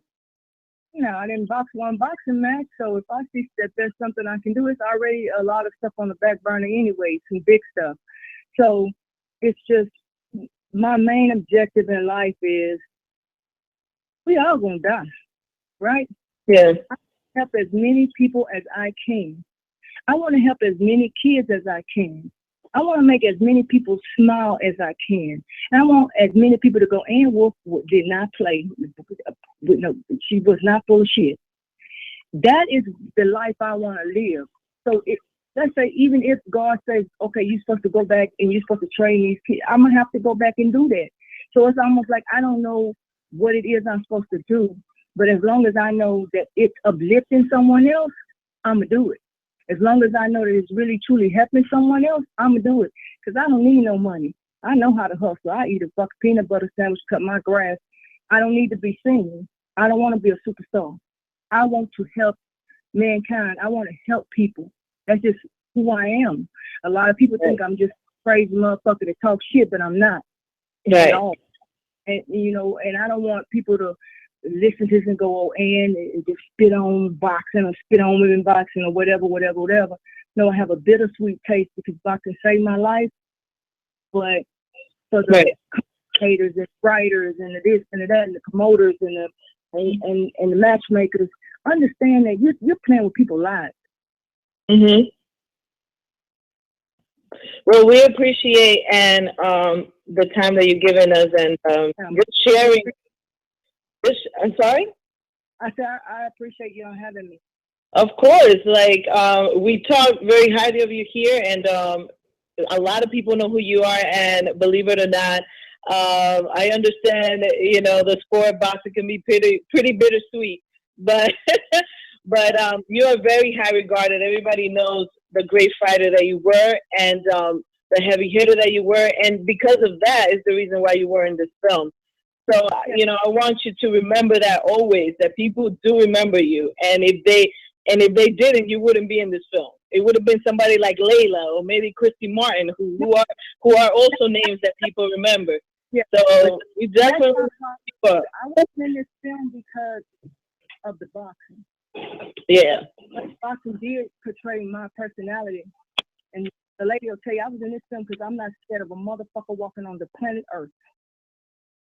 But the way it was shown was through boxing. It was even after boxing. So I don't want people to think that, I don't like boxing or this or that about boxing, or boxing is whatever, because that's not what I'm saying.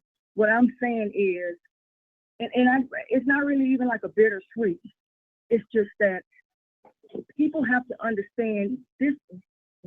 You're talking about people's lives. We get punched in the face. Right. With a limp to this day. Both my shoulders are torn out. You know, and it's just something for someone to talk about. Boxing is real. You don't play boxing. You do boxing. Exactly. Boxing part, it was the Ann Wolfe part. You see what I'm saying? So it's not, you know, I love boxing, but I want my children to do it. My 9-year-old asked me to about it. I was like, oh. It's understandable, Ann. I think you did your dues, and you definitely gave it your all there, and you can feel at the end of the day however you want to feel. But with that being said, Ann, we definitely have to cut up the interview now and move on to our next guest. But thank you so much for coming on. Before it's all said and done, I respect Layla too. You know what? She strapped them hands up and got in that ring. Yeah, that's right. She also did the same. Thank you so much. Okay, thank you. Thank you so much. Thank you. Monster. Are you there? Are you there? She's not. Well, there you have it. Enrique, you have all the feedback of Johnny 5. Yeah, let's jump out to the phone lines, man. And really quick. These calls are brought to you by El Camino Electrical Services, experts in electric vehicle charging stations. For consultations and turnkey installation, visit us at elcaminoelectricalservices.com. That was totally a mistake right there. Totally a mistake. No, it was. But let me get out to the milkman out in Atlanta. I told y'all a long time ago, the Kirkland will go down in 3 rounds. Strap me up. Who's next? I got milk, baby. Yes, y'all finally did it. You got one of the people on the show that I've been waiting to hear an interview with y'all for the longest, man. I'm so grateful for that, man, because Ann Wolfe is number one, man. Let me tell you how Ann Wolfe makes me feel. I don't know about everybody else, but Ann Wolfe makes me feel like one of them aunties you got growing up that will kick a motherfucker's ass if they fuck with you. You know what I mean? Like I just get this vibe, this loving but tough ass vibe from Ann Wolfe. I think she's really genuine. I think she really cares about the people in her life, the young kids that are going through a lot of bullshit. And I commend her on that, man. I don't know why a fucking movie hasn't been made about her life. Because I think that would be a really cool story to tell. And man, she's a great interview, man. She can talk some shit. You know, if Ann Wolfe, you know, if there was a male version of Ann Wolfe in the game right now, pay-per-view numbers would be fucking through the roof. Viewership would be through the roof. She knows how to talk some shit and get people like excited. So I really dig that. Number 2, some constructive criticism. Enrique, you gotta stop cutting people off, man. And being serious, man, you cut Ann off like 2 times, man. Just drop it down in the first gear, chill out a minute, finish your shit, then hop back in with a question. Other than that, fucking great interview, man. Y'all keep it up. All right, Milkman, thanks for calling in. Enrique, cutting people off, you. Let's jump out to New Jersey. Talk to me.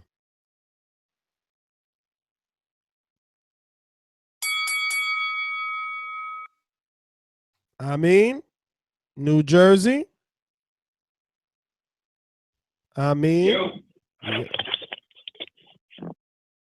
You. What up, brother? Hold on, fellas. All right, you got me. Listen, I was just listening to the show. Definitely a good show earlier. Damn, Ann Wolfe interview was on fire. I think the rest of the panel really held in and asked some great questions and had it going. So shout out to Monster P, shout out to Matt, shout out to Enrique. I'm gonna move along quick. I'm picking all the A sides. I think Joelle Diaz, I like him, but Prograis probably going to shine a little bit. That's pretty much my call, fellas. Y'all go ahead and keep it moving, man. Thanks for the show.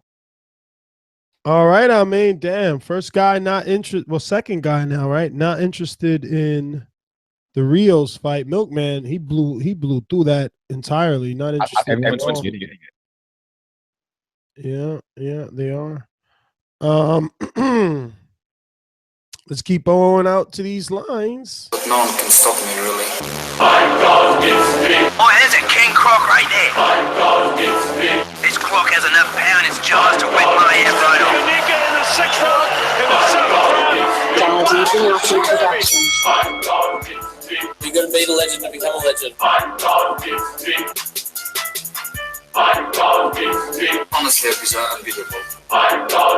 You're gonna be the legend to become a legend. Hey boys, look, I'm at work, so I've got to wrap this up quick. Great interview, great show. Not the biggest. Like I totally respect Dan Wolfe, but I hear that often from a lot of like professional boxers, like all the experts and the fans like kind of let them down with all their opinions. I mean, at the end of the day, where they're paying public, I feel like our they say opinions are like assholes. Everyone's got one. So at the end of the day, I think it's just something that's part of the sport. It's part of every sport. Everyone's got an opinion on the NBA finals, on the baseball right now. It's just a thing, and we are the paying public. So at the end of the day, opinions to some degree have to be respected. But that's my call, and great show, boys. Thanks. All right, Alex, thanks for calling in, brother. Let's go out to Check. what's up, Enrique? Nah, I'm just trying to figure out this echo, man. It's out of nowhere. I mean, I think you got to turn down your headphones. I say that consistently because there should be no other reason anything is feeding back. You're absolutely right. But I don't hear it now. Do you? No, I don't. That Brandon Rios is feeling that effect that Ann Wolfe is talking about, several losses and boom, off the airways. Because I think that's the important. Because Rios took time off. He's been, rebuilding for about 12 months. What's his opponent? Excuse me? What's the name of his opponent? Aaron Herrera. Oh, he fought Guerrero. Yes. And Prograis. That's a good fight. And Prograis. That's a good fight. Let's talk about that. Like, what's the possibilities? Yo, you late for that talking about that. Oh, damn. No one can stop me, really. Let's go out to not Alex, the neighborhood rock star who finally signed up to Patreon. So I just want to go ahead and congratulate Robert Ortiz.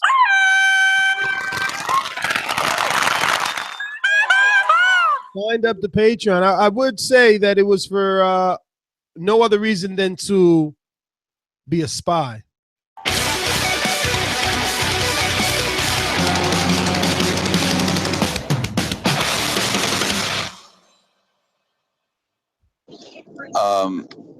Dude, honestly, I love her interviews. I think they're awesome. Sorry if my service goes bad. I'm on my way to Texas in the middle of nowhere right now. So you can cut me off at any point it gets too bad. But she's just bitter, dude. Like, honestly, like, it sucks, but that is the name of the game. And the thing is, people like her actually have to stick it out so that it can improve for the next generation. And she did. And it's growing ever so slowly, but it will grow on her end and stuff. But it'll take a long time if it ever does happen. So unfortunately, that's the name of the game. It happens in every sport. But in this sport in particular, it's more like music than it is actual sport. It's like you can't really understand why certain fighters resonate, and you can't really put a formula on it. It just, some people do. It's a style. It's excitement. It's like it. And it's obviously so much respect to her. She has the greatest knockout in female boxing history, and she's probably the best ever. But it's, you can't put your finger on it, dude. Some fighters are better than others, and they just never get the same acclaim. You can't really have a formula for it. Since the beginning of time, since the beginning of the sport, that's how it's been for everyone. So it's all good. But the real reason I called in, though, is, Nestor, I want to know why you talked all this shit about me cherry picking against people who are, where they got belts and stuff, and they have winning records on this show, but yet you're over here about to fight a bodybuilder that the first time he ever Oh, we lost you. I guess you're in the middle of nowhere. And You know what? You know what that is? You know what that is, Matt? That's karma. Karma knows he's saying a bunch of bullshit. Look, he's still trying. No, it it's doesn't even not. come No, through. I'm still here. Robert, you cut out. You cut out, Rob. And you know you. Yo, Jose on the check-in said, "Tell him he ducked me." Okay, well, you know what to say. That was. Oh man, No, look, that was, dude, you're cutting out. But what I will tell you is the Jose already checked in, said, "Tell him he ducked me." And I'll say this: Zach MacDaddy Kramer, aka the Canadian Situation, he has bigger balls than you, my friend. Because when like the listening podcast public doesn't even know how many times I called you and tried to set this up. You didn't want any of this, and that's why you rapidly went to Patreon to see what it was that you were fearful of.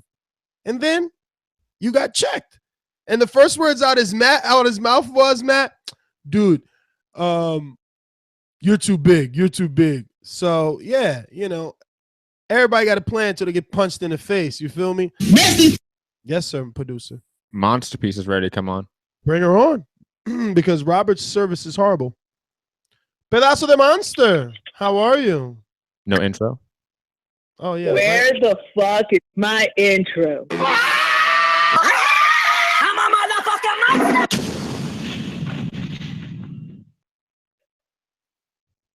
Booyaka, booyaka. What's happening, guys? Nothing much. How you doing?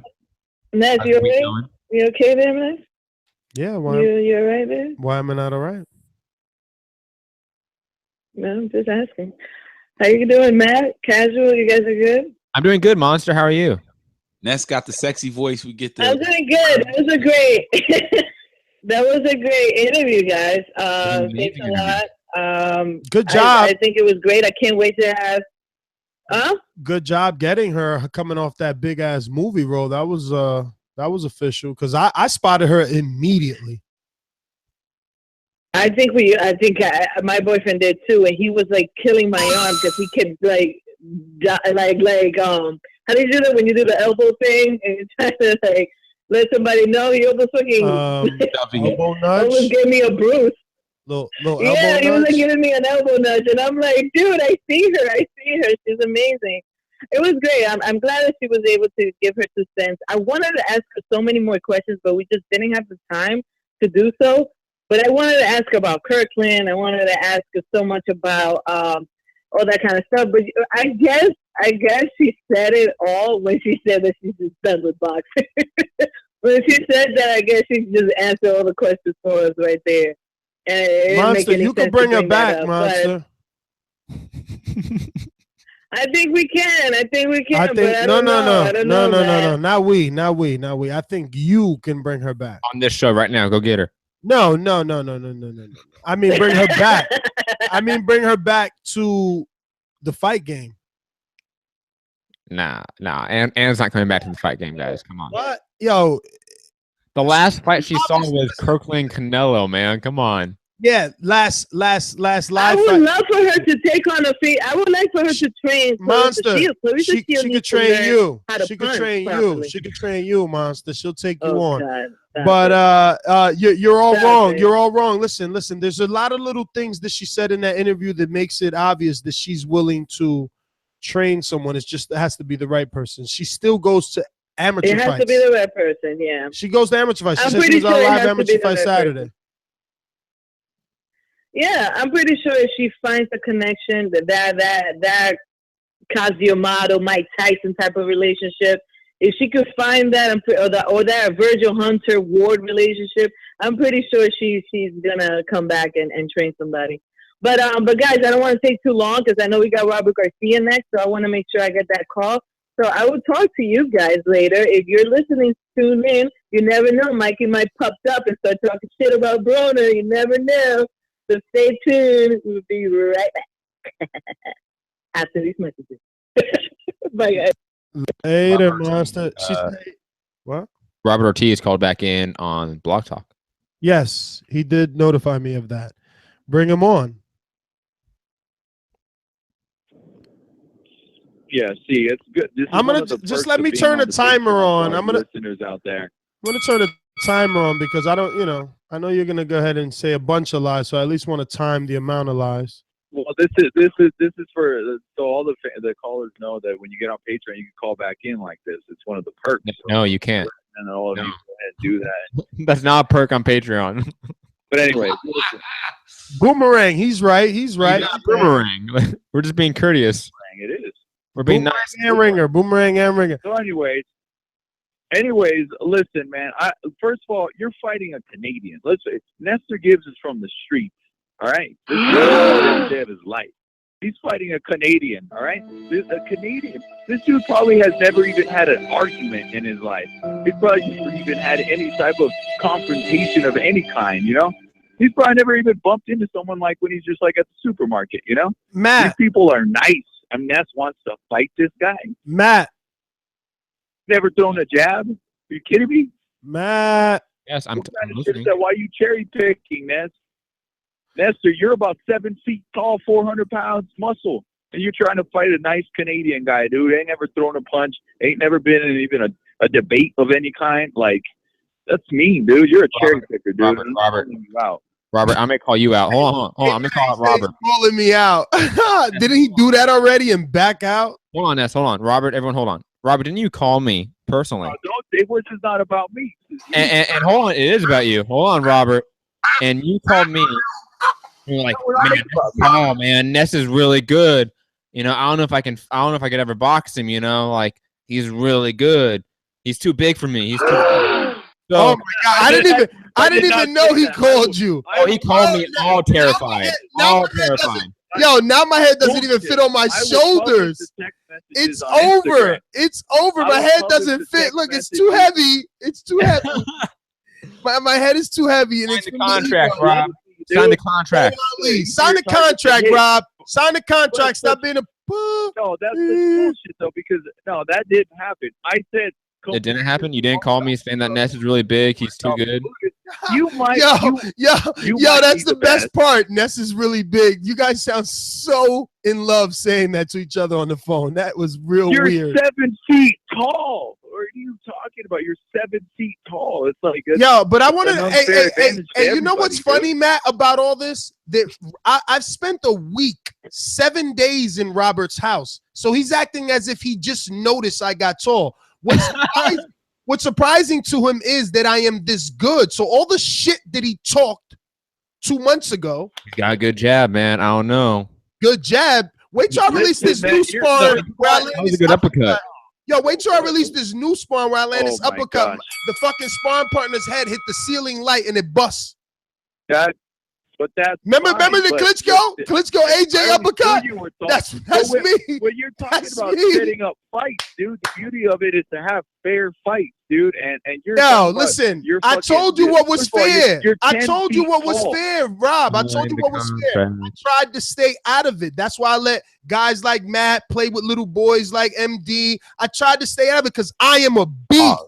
I am a monster. All right. What else does Ali? Matter of fact, what does Tyson say? Is outweighed by 60 pounds, dude. Dude, Matt was outweighed by 60 pounds versus MD. Are you kidding me? And you guys stopped him early, dude. Actually, I don't want to give away too much because I paid for this content. I gotta pay for it. Yo, first of all, it didn't get stopped early. That shit went to the third round. Rob. Robert. Ned's got some natural skills. He does. He got some natural skills. Yo, you guys always underestimate me, man. Last year, I was playing basketball, and they're like, "Oh, you can't dunk." It's like, yo, stop underestimating me. I'm God gifted. So don't. Yo, Floyd don't say it for no reason. Absolutely, Robert. Since you're so worried about Ness's height, why not fight Doomsday? Because he's scared of everybody. Dog. Contract, Rob. Face beat up. He don't want that rock star face beat up. No, He's seen what Doomsday. He's a drummer. He can get beat up. What Doomsday? You seen what Doomsday did to Paul Wolak. You don't want none of Doomsday. You scared. That's why he was calling me out. Yeah, yo, You hey Matt, see this footage. Hey Matt, Paul you haven't Wolfe even versus Doomsday. Yo, You got to watch this. Matt, we haven't even told you that. This guy calls me. I put him on three-way with Enrique, and he's like, Enrique, I want to fight you after he's seen Enrique spar. And he's calling me on my live show cherry picking. I did not say that. All I did was call him horrible. I didn't say I wanted to fight him. Enrique, what did he say? Actually, no, we're about to He said, if we fight, I'll finish you in 2 seconds. See? Something along that line. Yep. I said 30. I said 30 seconds, but I Robert, you're talking a lot of shit for a guy that wanted to bring on his own sparring partner. For a All he fight. does is talk, and there's no footage. Okay, Listen, Rob. No, okay, that's fine. No. We gotta go, bro. We can't keep talking to a guy that has no footage. It's like at this point, you're just like, I don't know. You're like Richard Abreu when he showed up to the Brandon Rios Gamboa press conference. Gamboa was a no-show, and Richard Abreu comes making all this, talking all this smack. It was like, yeah, it looks good, but we don't know you. We ain't see you fight yet, and maybe you might surprise us in the fight with Brandon and get a loss that everybody thought you won. But till we see some footage, bro, you can't just be. I mean, you already backed out of multiple fights. I mean, and this is like, I don't sit here and make things up. It's just the way that I say them, it comes out funny, but facts are facts.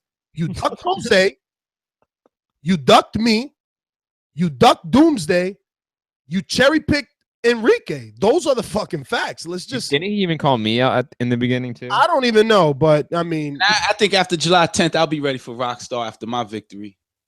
Ooh, confidence. I like it. Casueezy. You heard that, Rockstar. But that's why I didn't even want to tell him, because I knew that's what was going to happen. I was going to scare him. It was going to make him start training early. But whatever. I want the best version of Rockstar to get beat up by Enrique. Enrique is getting multiple looks. He was in there with Mario Contreras. He could be found on the YouTube channel. Not Enrique sparring, but his opponent, just so you could see his skill level. And the novice Enrique is getting in there. They called him green. He got in there with a lawnmower. That's all I'm saying. We're going out to Larry from San Francisco. Talk to me. Larry, what up? Hey, big up, boys. Long time no talk. Appreciate the show as always. That Ann Wolfe interview was fire. I love when y'all have the colorful boxing personalities on that really come live and come raw and really kind of give you a sneak peek into things. So yeah, keep that coming, and yeah, anytime she wants to come back, I'm ready to hear her back on. Couple things real quick. I know we're a little old now, but you got the crow soundbite ready, Ness? Yes, sir. Yeah, throw me up that crow right quick. Yeah. Dang, I don't forgot why I was eating crow. Oh yeah, I took Kell Brook over Errol Spence, and I haven't had a chance to call back in since then. But I know that was weeks ago, but was very impressed with the way Spence was able to persevere, adjust, and then finally stop him. Looked like a beast that everybody was saying he was. He showed that. So sky's the limit. Keep it up, young boy. Speaking of not keep it up, though, I caught the tail end of that TBE show. First of all, what are y'all doing putting that on during the day when it only gets the small amount of views it got? That's a prime time show. It's a TBE show. We got to get that on later so folks can call in and get their take on it. And whoever that was at the end talking about Floyd's resume and Sugar Ray Leonard's resume stacked up, y'all should have had the gunshots on straight ready and locked and loaded for him. Sugar Ray Leonard knocked out Wilfred Benitez in his prime, knocked out Tommy Hearns in his prime, and beat Roberto Duran and Marvin Hagler. I need to see something anywhere near that from Floyd Mayweather, who's ill, who's a great fighter, who's got all the talent in the world. But when you start talking Sugar Ray Leonard comparison, you need to go on somewhere with that. And I need my show hosts to keep it real when they hear that garbage like that.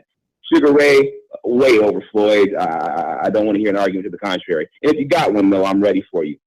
Finally, Joshua and Klitschko. Ness, I'm surprised that you want that fight. You realize all that's going to do is put your boy Wilder about a year back of getting the title shot, right?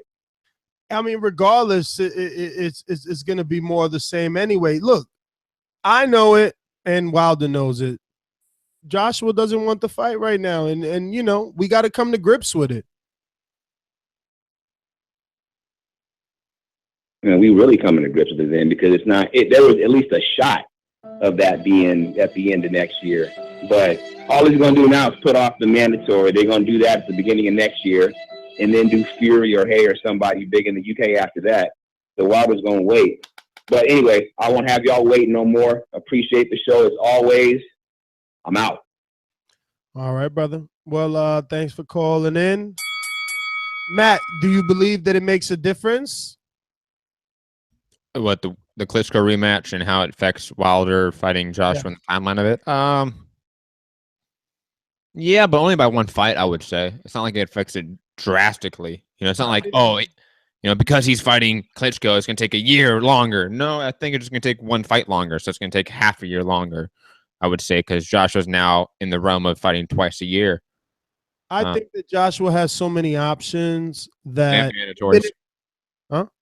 And mandatories. He has so many options that I think that if Klitschko would have said, no, you know what, I'm going to ride off into the sunset, then he would have decided which mandatory he was going to face next in Pulev or Luis Ortiz. That fight would have been staged, and he possibly would have got another one in by November, right? I mean, where are we now? June? Maybe not. Maybe just the Pulev one in November, and then come back next year with whatever, and then Wilder in the end of the year. I don't think that anything changes. What happens now is it's Klitschko, then Pulev, then Wilder in the end of the year. Hopefully, you know, hopefully. But let's go down the line. We got Santiago in LA. Talk to us. Hey guys, what's up? Kudos to you guys having a legend like Ann Wolfe, a 4-division champion, on the show today. You know, it was really, really awesome to hear her talk and basically, you know, embody what most boxers in her position feel. And hopefully one day she can see the changes she hopes to see. But moving on to the topics at hand, you know, kudos to the IBF not stripping Anthony Joshua and letting them set up the rematch for Klitschko. I look forward to it. I don't know how I feel about the Nigeria fight, but that should be interesting to see what time they put that on, considering the time differences. I'm a little hurt on the whole Khurtsidze thing because I'm like really high on Khurtsidze. You can ask Matt about that. I'm hoping that he's just caught up in a bad situation, but if it ends up that these charges stick, I'm gonna need to go and get drunk. Just to make Matt happy. And, you know, I'm looking forward to Friday and Sunday's cards. You know, Brandon Rios is finally back in action. Regis Prograis is finally back in action. You know, I like both guys, especially Regis. You know, Rougarou has been very impressive when I've seen it, and I hope to God he becomes a little bit more frequent in his activity than has been the case lately.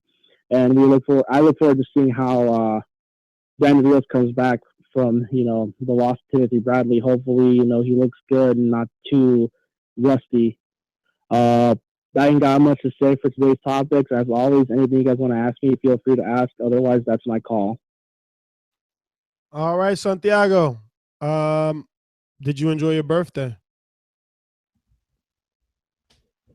Oh, yeah, of course. You know, it only would have been better if you could have been there, Ness, Matt, Casual, Steven. You know, it was great to have Joe, Ferngully, Leslie, you know, there. And, you know, I had a good time. You know, everybody wishes you well here. My mom wishes you. And, you know, hopefully if you guys do have a TBD party, we can all get together again soon. But if not, till the next time we see each other. Santiago, very quickly. If Khurtsidze was not arrested, would you have picked him over Billy Joe Saunders? In a heartbeat. I was picking him even before the fight was ever set up. See, Ness, there's knowledgeable fans, hardcore fans that are major Khurtsidze lovers. Yeah, but he listen, the scenario you gave me earlier was this, Santiago. Ike. He's in Ike. That you're going to say that guys like you would say 5 years from now, oh, Khurtsidze would have beat Golovkin, but he went to jail, so we'll never know. No, I wouldn't put him that high up that he would beat Golovkin, but I feel that he is a force to be reckoned with in division, and he is someone who knows how to make his height his advantage. We saw what he did against Antoine Douglas. Yeah, you're right. All right, Santiago, thanks for calling in. Let's get out to our IG master. I won't deny it. Wladimir production. Come with me. Hail Mary, run quick speed. What do we have here now? ThaBoxingvoice.com. Everybody fight that. Be like the Uno. Wladimir Productions.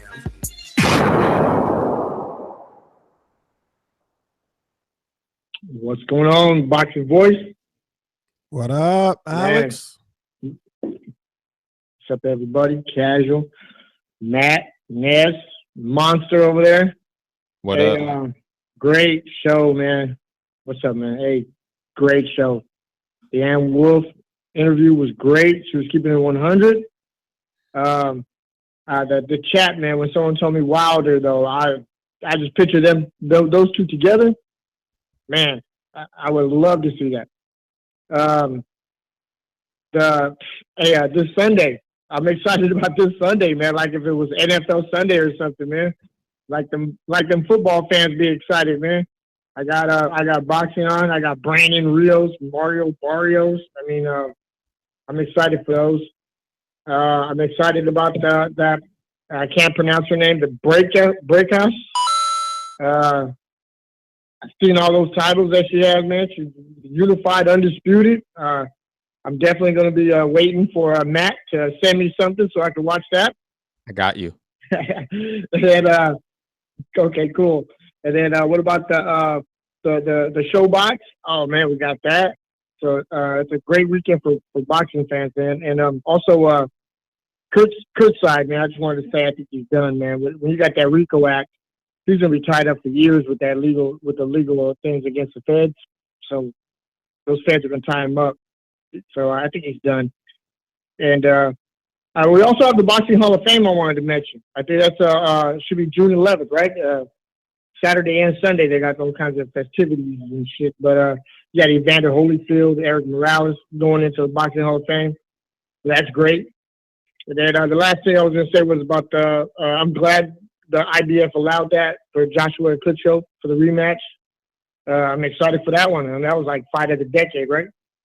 And then Eubank Jr. and Abraham, and I am interested in that, and I do want to see that, and I want to see what Eubank has. I'm calling that one like a show me fight. But how you gonna do that? What kind of rating? Use the rating system. How you gonna watch it? Oh, I'm gonna watch it on TV live for sure. But see, there's not too many fights that I don't try to watch live. You know, if it's on TV and I'm available, boom, I'm there. Just sometimes, you know, the family life gets in the way. You know what I mean? Sometimes I gotta go see Wonder Woman. I sure did go see that too, and I liked it. Gave it an A+. And I got to see Ann Wolfe. You see that? I wasn't expecting that. So boxing's everywhere, man. Hey, great show. And keep up the good work, fellas. We're doing it. TBV movement. For sure. Likewise, Alex. And you echo my feelings exactly. That's how I was. I went to see Wonder Woman because I'm into superhero movies. And then I was like, oh, shit, that's Ann Wolfe. That's dope. And then Monster comes and books her. So you're right. Let's get to Mr. Info Joe. This portion of the show we call In the Mr. Know, Info Joe. presented by my brother. You're listening to the voice of the people. There is no equal. Shout out to you, Munter, for getting Ann Wolfe on. Hey, that had to be one of the top 10. We got Robert Garcia on the line. Damn, Joe. Damn, Joe, they cut. Go back. Don't worry.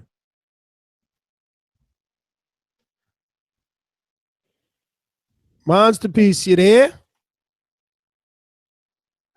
I am guys, with the one and only Robert Garcia. Robert, what's up? Yeah, how's it going, man? Chilling. I've been doing my push-ups. Next time I see you, I want to see your chest, pretty big. Have you still doing them from what, 3 or 4 years ago? Yeah. Since the last time I picked against you when you were fighting Broner. Are you gonna do something again? Oh my God! Are you gonna do something again? I don't know. What should I do? I don't know. What should I do? Because, I mean, you obviously got the people that are saying that Mikey's moving up in weight and that Broner's never lost at that weight, that he's his best when he's at that weight. Right. I mean, and firsthand, right. I mean, I could have sworn Maidana said no one ever hit him as hard as Broner. Isn't that true? Yes, that is very true. I've always said it, since Maidana's fight with Broner, he always said, he always told us, that's the hardest he's ever been hit, that not only his power, but physically, that he's also, the strongest fighter he's ever fought. Oh, you got a different one. Now, Mikey's style isn't that Maidana style that overwhelms Broner. Is he going to change what we know to be Mikey for this fight? Because it seems like to beat Broner, you need that Sean Porter, Marcos Maidana kind of, smother Broner, make him work more than he wants to. And that's not typically Mikey's style. Well, that's because Mikey has never had the need to do that. But if Mikey's never had the need to do it, and nobody's ever seen it. But I've seen it, and I know it in the gym. Mikey's worse than Maidana when it comes to fighting that style. Mikey could do it way better than Maidana, and we're definitely going to do it against Broner like that. Now, but I obviously we got other hosts here, but I'm very excited to have you on the show. This is obviously one of the biggest fights of the year, and I wanted to know, how did you guys receive it? Did you receive it as such? Did you receive it feeling that this would be a big fight for Mikey, if not that pivotal moment, maybe crossing him over to superstardom, or is this just another fight for you guys? No, when we learned about the fight at first, we thought it was just something that somebody brought up, and that fight was going to happen. At least not yet. We were told about the fight. Mikey was told by Steven Espinosa that he would like that fight in the future, but not as soon as July. But when they brought it up, Mikey didn't have any doubt that we could do it right now in July. So it is going to be huge for Mikey. It is that fight that turns Mikey into that superstar, like you said. I mean, he definitely is getting credit without the fight even taking place, because he had been quoted in the media so many times basically saying, look, I will take a big fight, or whether it's up or down. And here came a fight that was, in a division above him. Is that going to be an issue for you guys, or is it something that he looks forward to, not having to suck down that extra 5 pounds? Look, 135 is not a problem for Mikey, and the plan is to get back down to 135 after that fight, because Mikey wants to either unify that title against some of those top lightweights in the division, or maybe those that are planning on moving up in the future and maybe challenging Mikey. There's been talks about Lomachenko doing that, so that's what Mikey wants to do. Mikey's only reason to go to 140 is because of the Broner fight, and because there was nothing else available. We tried to get the champions to unify, but none of them were available for that date. Although they have other plans, so they just were not ready for July. And it seemed like Broner was the perfect. He was also getting ready for a fight in July, so that's when they brought it up. It was a perfect idea. So that's the reason Mikey did it. It's not because he's having trouble making weight. I think Mikey's going to be as strong, or maybe even stronger at 140. and then when he comes back to 135, he'll be the same guy again. For me, as a person involved in this sport on a daily basis, for me, this is a super fight. But there are others that obviously are looking at this fight and they're calling it a cash out of Adrian Broner. Do you look at it that way? Do you feel like whoever made this fight made a mistake putting Broner in there with Mikey? No, not at all. I've seen a little bit of, talk about that, that maybe they're trying to cash out with Broner, but no. If Broner agreed and says he's going to have no problem making 140, that, and he's already in training camp in Colorado, so I'm not mistaken, then that means he's taking it serious. And when he does, he comes in at his best and gives the fans and gives the boxing world what everybody wants to see of him. So we're definitely getting ready for the best Broner out there, and we're also training as hard because we want to show the best of Mikey out there also. Hey, Robert, it's Matt, the producer of The Boxing Voice. Are there going to be penalties for Adrian Broner if he misses weight? And if so, what are those penalties?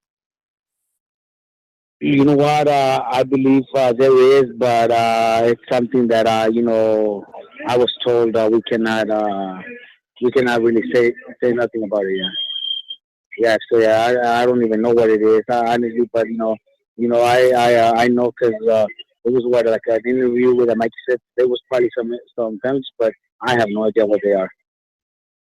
And very quickly, obviously Marcos Maidana has fought Broner. He has a history with him, and he has history with you guys as well. But he's also happily retired. Will be making any trips to camp to come help Mikey out and just sort of be there to just sort of be the spiritual leader of the camp because he has beaten Broner and he has that experience?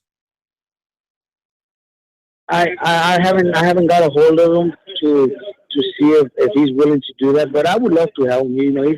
He's not only a good friend of ours. I seen him. I hang around with him on the Chavez Canelo fight for 2 nights, and he's always been a really good person, a really good friend of mine. But we haven't even thought about it. He beat him, and he did what a lot of people thought he wouldn't be able to do. But I don't think it's something that Mikey would need. Mikey's totally different fighter, he's totally different person. Mikey's mind inside the gym or in the fight is totally different to any other fighter. I think there's very, very few fighters that might have that same mentality as Mikey, and I'm talking the top fighters in the history of boxing, and I think Mikey could be one of those. When you speak of the mentality, do you speak of like him wanting to face the best? What exactly is it that you mean? Look, Mikey came back, and that since all the 2.5 year layoff, when he thought about when he settled everything, came back, he said, I'm here to fight the best, to beat the best, and to make history. He doesn't want to, believe me, there was other offers for July. If Mikey didn't want to fight Broner, there was other offers, but names that Mikey, and actually good fighters, but Mikey said, no, those fights don't interest me. I want to fight great fighters. I want to fight good fighters. And then when the Broner fight came up, and of course that's the first thing Mikey said, perfect, that's what I want, so let's do it. It wasn't even hard, that's the mentality that Mikey has, but differently inside the ring. It was what I'm also telling you. Inside the ring is different. There's very few fighters that have that talent, that mentality where a lot of where Mikey comes to the corner, and before I give him instructions, he already knows what I'm going to tell him. He's visualizing everything before we even tell him. The night before, he already knows pretty much what's going to happen in the fight. And I'm not saying this is something that people might not believe, but that's Mikey. I know Mikey. Mikey does that. He visualizes stuff and he makes it happen. Robert, you said that Mikey, no matter what, will back down to 145. Is Lazar still the number one option at 135 for Mikey? Is that the number one target? Yes, definitely. That's the number one target. We tried. We tried Lainez. We tried Flanagan, I believe. We also tried the champion at 140. I believe his name is Ndongo or something, but he's injured. Linares wasn't available. Flanagan with negotiations didn't get resolved, and the other best option was Bronner. So when they mentioned Bronner, Mikey said right away, said, let's do it. That is amazing. Those are some serious options there, Robert. Ndongo and if after no, and Ndongo's injured, I believe. That's what Mikey was told. Mikey said, okay, then if there's nobody at 135, then I want to fight somebody at 140. So he's a champion. We approached, if I'm not mistaken, people like Shota or whoever's involved approached him, and they said he was injured. So we had to pass on that, and then they brought up Bronner. Is Mikey looking to make his career at 135? What was that again? Sorry to interrupt you, but is Mikey looking to make his career at 135? Like, is he ever looking to move up and stay at 140? Look, I know what Mikey wants to do, and I already told you guys. Mikey wants to fight the best and wants to be the best of this era right now. We already went through the De La Hoyas of the 90s, early 2000s. Mayweather's just recently Pacquiao. Mikey wants to be the man in this era, and it's not going to be. We know it's not easy because there's a lot of great fighters out there, but Mikey. If in a perfect world, Mikey already has the fights that he wants, and it's like 7 or 8 fights, one by one, and those are the ones he wants. Those are the ones he wants, and if they can happen the way he wants them or in the order that he wants them, then it'll be guys that are in the similar type of fighters. Well, Robert, what is the first thing that comes to mind with Adrian Broner that you feel you have to worry about? The Broner is like I said, like Maidana told us, very strong physically and his power, very strong. He's a very strong fighter, so that's one thing. Of course, we have to prepare for. The other thing is he's very fast. He's also fast when he's in his best. He's very fast. He's a great counter puncher. Throws his punches very fast. So those are two things that we have to prepare for, because definitely it's not going to be easy. Sometimes we discuss Salido, Lomachenko, and Mikey. Can you take us back to what happened with the headbutt and the nose, and was it the doctor? How exactly did that whole scenario play out with the Salido fight? Look, when the headbutt occurred, I was in front of Mikey, and I could hear his breathing. It wasn't going through the right, through his nose the right way. So he obviously had to breathe through his mouth. The doctors came in, and the doctors were the ones that said, it's broken. There's, you can't continue. But if I could have said, well, why not? We could still do it. We could continue. But that's pretty much risking Mikey's health, Mikey's nose get even worse. So I had already told if you guys go back and watch the fight, I had told Mikey a couple rounds before, prepare yourself, because we're gonna start seeing headbutts and dirty tactics, and that's exactly what happened. When he got hit, it was a headbutt that went straight to Mikey's nose. So why would we give him that advantage to continue and Mikey have that disadvantage, even though Mikey told me, Robert, I'm gonna knock this guy out in 1 or 2 more rounds. I told him, still too risky. We're not gonna take a chance. You're way ahead on the scorecard, so please let me make this decision. And he allowed me to make that decision. But Mikey told me I'm gonna knock. Mikey felt that he would knock him out in 2 more rounds. Mikey said that guy was not gonna last 2 more rounds with him, and I believe him, because when Mikey says it, Mikey knows what he's talking about. But I said, look, Mikey, let me make this decision. It's also to protect you, to protect the future of your fight. You know, your nose is broken. You can't even breathe through your nose anymore. The doctor said it was broken, and the doctor said he couldn't continue. But it was up to us. But I made that decision. Hey, Robert, obviously you've been in there. There's so many gym stories about your brother Mikey. There's footage of him sparring bigger guys. Does he have the power capable to stop Adrian Broner? I mean, because he seems to have a good chin. He's been in there with some good punchers, and they haven't been able to take him out. Yes, Broner does. No, Broner does, man, and it's not going to be easy for Mikey to knock out Broner. I do believe, and Mikey believes that Mikey is going to knock him out. I do believe so too, because I do believe in Mikey's power. Mikey's accuracy is very good, and Mikey's already saying that he's going to win by knockout. He has no doubt that he's going to win by knockout, but I know it's not going to be. Me and my dad we just talked about it this morning. And me and my dad, we agreed that it's not going to be easy to knock him out. I mean, going around. My dad feels he's going to do the distance. But that's it. But Mikey really believes that he's going to knock him out. And I'm telling you, Mikey does have the power, and I feel it in the mid, obviously, but I'm not the one sparring with him. A lot of my guys, Mikey can't spar anybody his weight. Mikey has to spar big guys, welterweight, junior welterweight, and that's the sparring partners that we're going to have to bring in for the fight.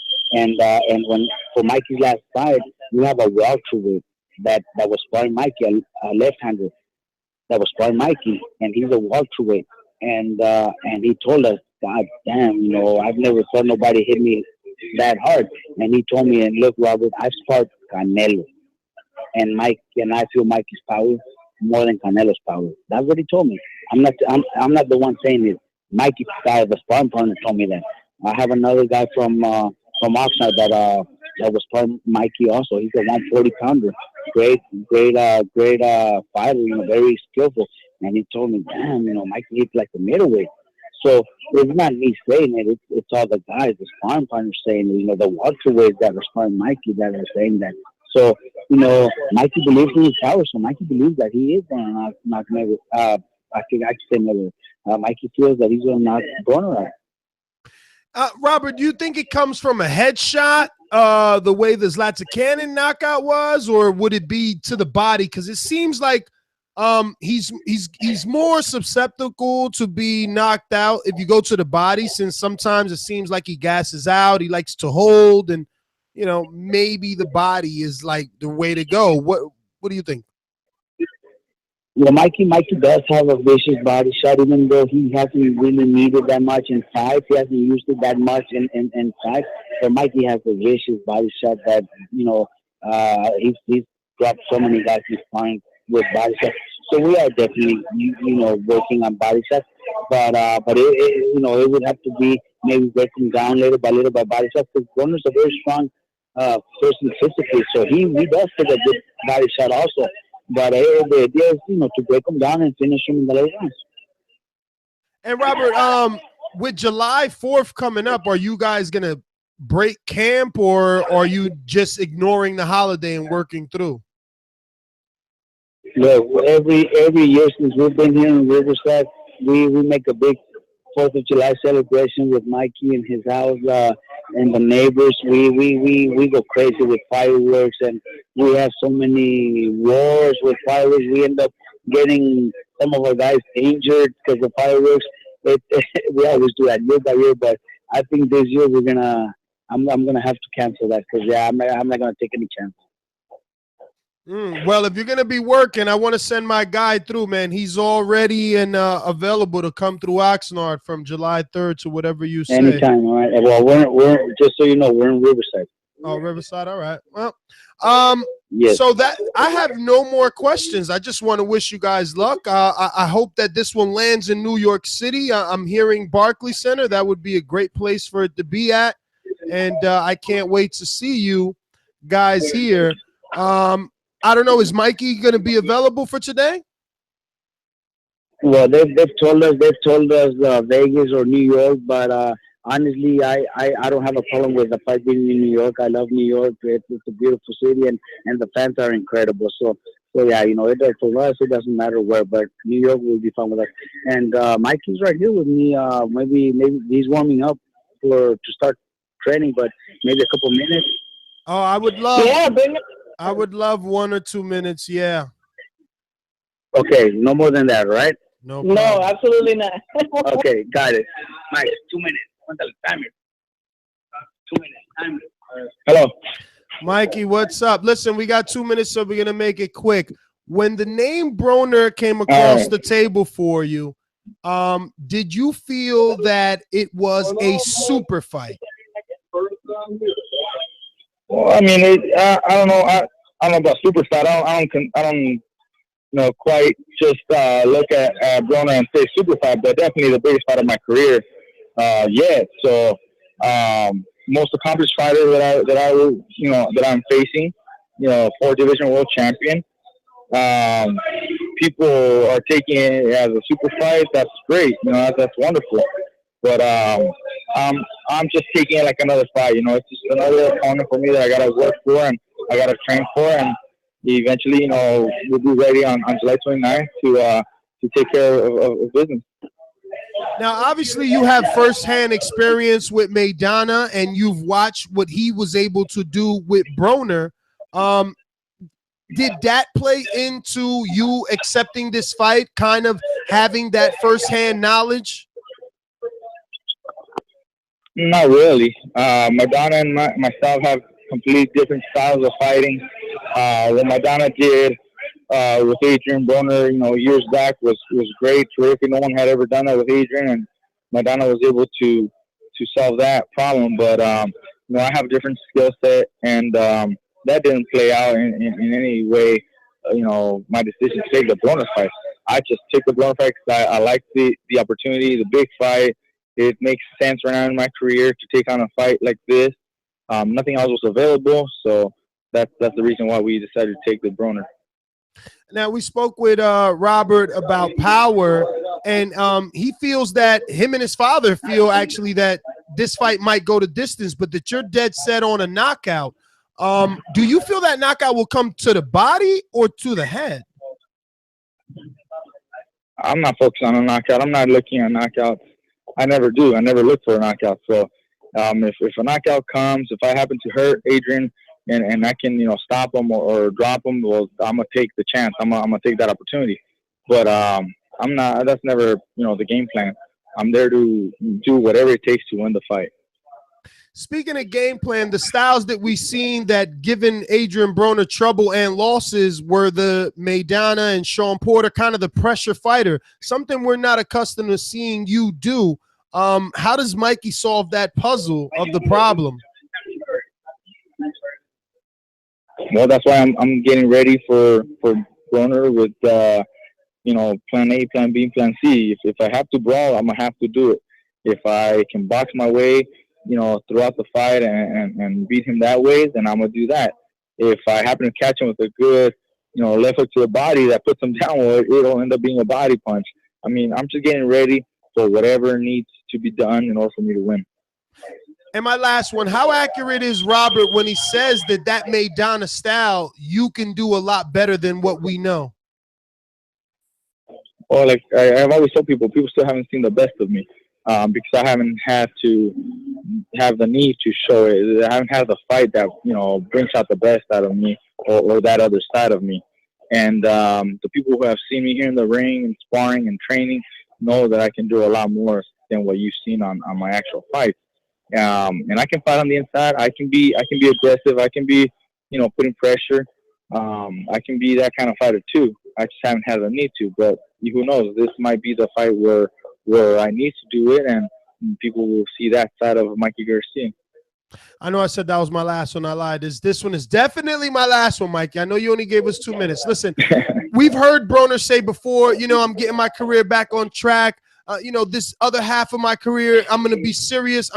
We've heard it so many different ways. But this time, he's the underdog in the fight in most people's eyes.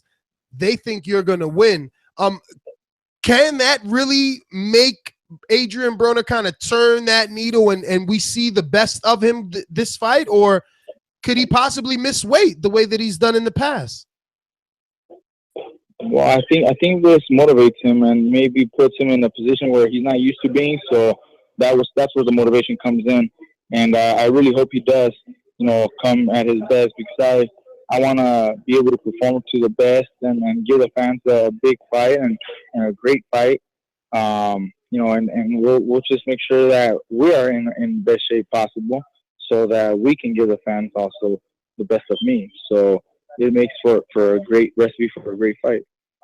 Mikey, well, we want to thank you. We want to get you back to training, man, and we appreciate all the time you gave us, you and Robert. Wish you the best of luck. Can't wait to see you here in New York City. Really hope this one comes to Brooklyn instead of Vegas, but if it's in Vegas, I understand. This is a big fight. Thank you, man. Appreciate it.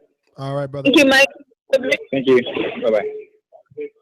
Well, there you have it. That was fantastic. Shout out to the TBV crew, Alex Lemon, Monster Peace, for promoting this one on social media, and obviously Monster for getting those great guests this week. Hopefully Jeremy Flanagan will have this all chopped up and screwed for you guys so you can jump straight into these interviews. We're going to go back out to these phone calls and get people on. We got to go back to Mr. Info Joe because there's no show without him. Mr. Info Joe. This portion of the show we call In the Mr. Know, Info Joe. presented by my brother. Hey, man, all I had to say, man, is awesome. This is an awesome Thursday, man. Awesome show, man. Awesome interviews, man. Hey, but Ann Wolfe has to be one of the realest interviews you had on this show. She has to be in the top 10. And great interview with the Garcias, man. Put me down for Regis. I don't know how to say his last name. Prograis. The guy from New Orleans. High on that kid. I think he has a lot of potential, man, to be someone real good or great one day. If he wins this fight, I would like to see him in there with a near Imam. And that would be a great fight for both of them. But this kid is pretty good, man. I think you guys, if you're not up on this kid, you guys watch this fight tomorrow, man. I think you'd be impressed if you're not up on him, if you're a casual listening. That's all I got, man. Great show. TBV pound for pound #1. Peace. Info Joe, thanks for calling in. Yeah, man, definitely good show. Matt, you must have been busy on that toilet, bro. You missed. I was eating. Mikey Garcia, bro. I didn't miss it. Well, you didn't get to ask no questions. Well, I had 10 minutes. I'm gonna give it to you. You probably wanted that moment. It's okay. Did I miss anything that you had on your mind? Maybe. Did I miss any questions? No. Plus, Mikey is not the type of guy to really be 100% open in interviews. He delivers really easy, professional PR lines. It's not like an Ann Wolfe where you can ask her a question and expect a long response that will deliver a lot of sound bites. Right. So what did you think of, first Garcia felt that Mikey wanted the stoppage. Mikey's saying he's not thinking about the stoppage. But do you think it's possible? I mean, Broner seems to have a pretty good chin. He's been in there with some good guys. And, the most he's done is gone down. No, I don't think he can stop Broner, especially with like a knockout shot to the head, maybe a body shot.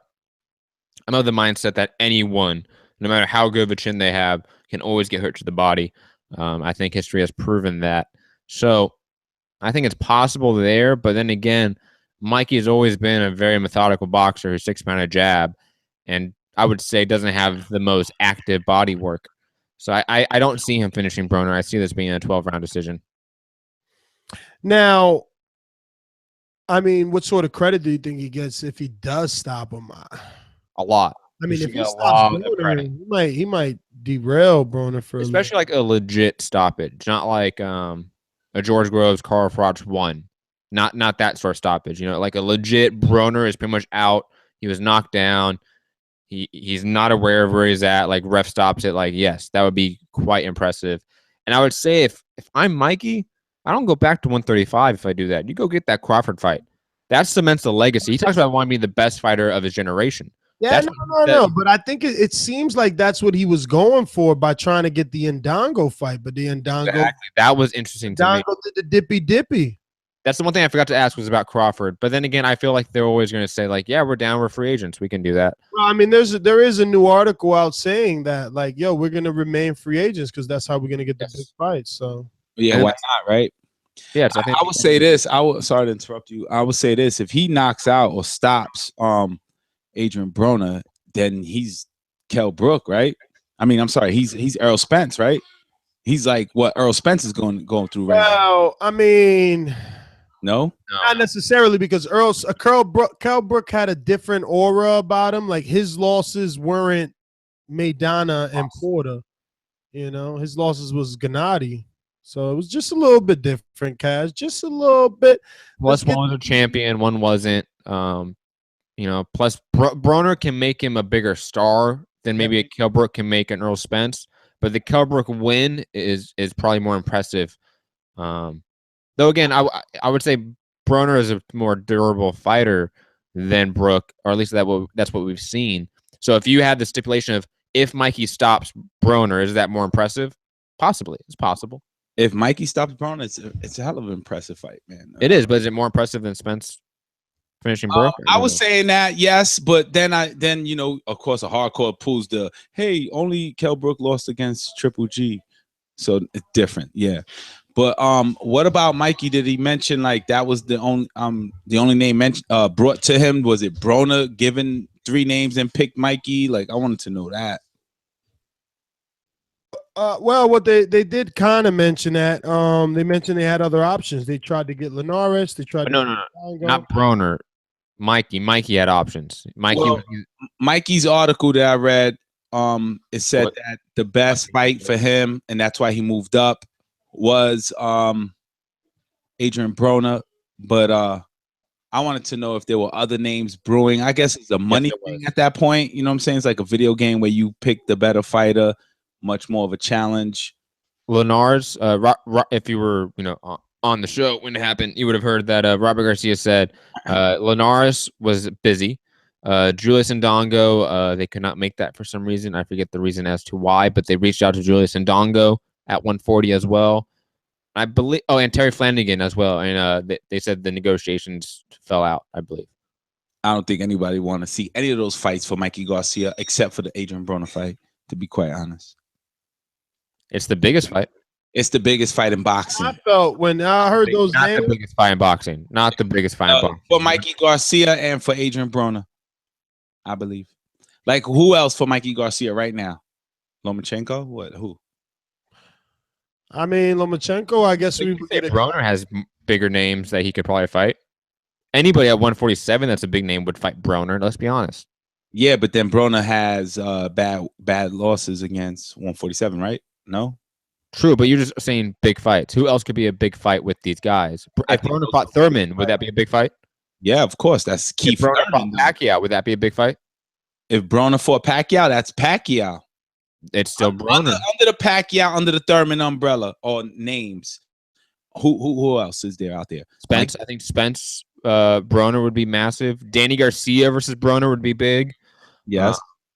I think there's a lot of big fights out there for Broner. Mikey Garcia is a little bit limited because of his weight class and the limited amount of stars in his weight class. Sharp.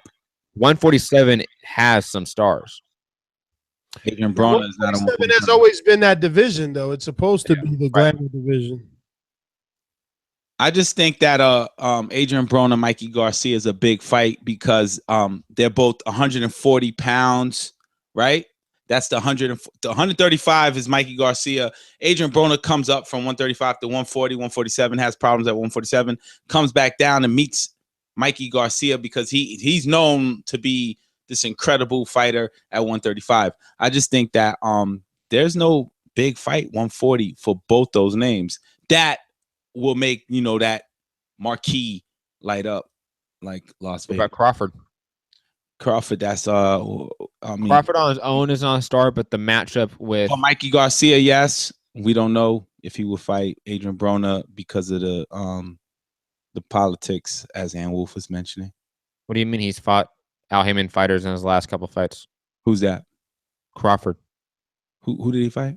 Felix Diaz, John Molina Jr., both Al Heyman guys. Oh, I didn't know that. I did not know that. Now you do. Falling off. I'm falling off. Let me get to these callers, though, while you get your shit together. We're going to go out to Ricky in Austin. What up? Ricky! Ricky! Hey, what up, man? Hey, what's up, man? Your friends do that to you, right? Ricky! Boys in the hood. Yeah, your friends have done that, right? But no, that nah. Yeah, you guys done that before. Ness has. Damn. Oh, Ness has. Okay, cool. A couple times actually. That and Wolfe interview, man. You guys have her back on again.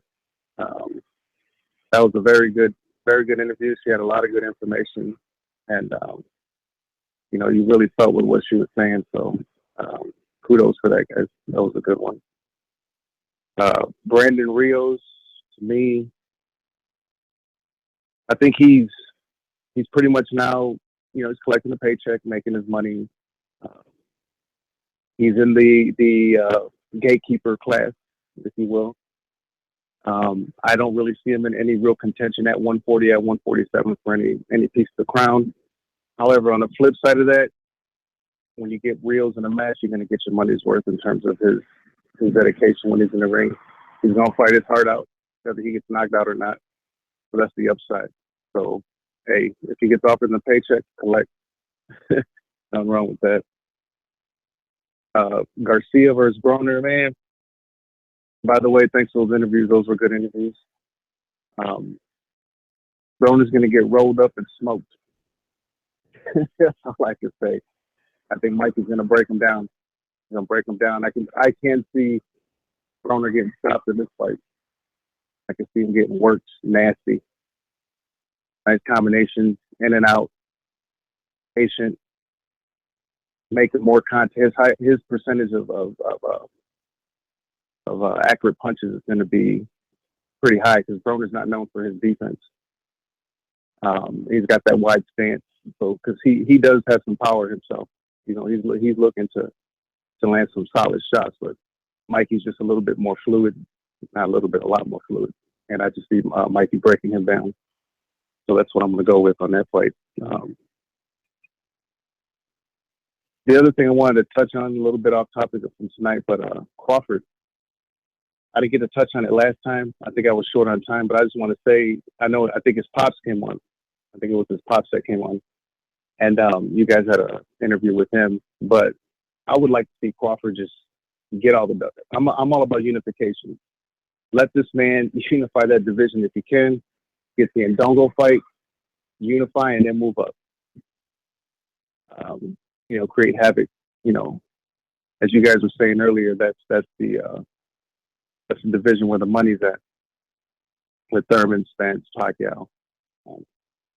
But let Crawford do his thing at 140. Let him collect those belts. You know, if I'm not mistaken, correct me if I'm wrong, guys, but wasn't Ndongo going to lose, or wasn't he going to get stripped from one of those belts because he wasn't going to fight Lipinets? Is that still happening? We don't know for sure yet. IBF has not given the ruling on it, but allegedly, according to Sergey Lipinets' manager, and I believe Bob Arum as well, that looks like Julius Ndongo is going to be stripped to the IBF and only have the IBO going up against IBO and WBA, against Terrence Crawford. Okay, so, let's say Mikey goes in, does his thing. Guess what? We were talking about that, well, you guys were talking about the Crawford fight earlier. That's a nice setup. Go get that other belt. You know, if Crawford does his business, takes care of Ndongo, well, first the fight's got to get made, of course. He takes care of business. We can see that fight down the road. Considering Crawford don't move right up to 147. I think that's an excellent fight. I can see that fight late next year. Both guys are going to have obviously some say busy fights in between, but late next year, 2018, I can see that fight happening. But again, that all depends on, Crawford's team if they decide to move him up or not. Either way, Crawford's going to handle business at 147 too. To what level, I don't know. But Mikey Garcia, Crawford does go to 147, Mikey Garcia is taking over 140. He's going to take over 140. I believe that. Now, will he be able to snatch all them belts? Because of boxing politics, you know how that goes. Boxing politics and boxing do not go together. So, but either way, we'll know who's the man at 140, and I think it's going to be Mikey.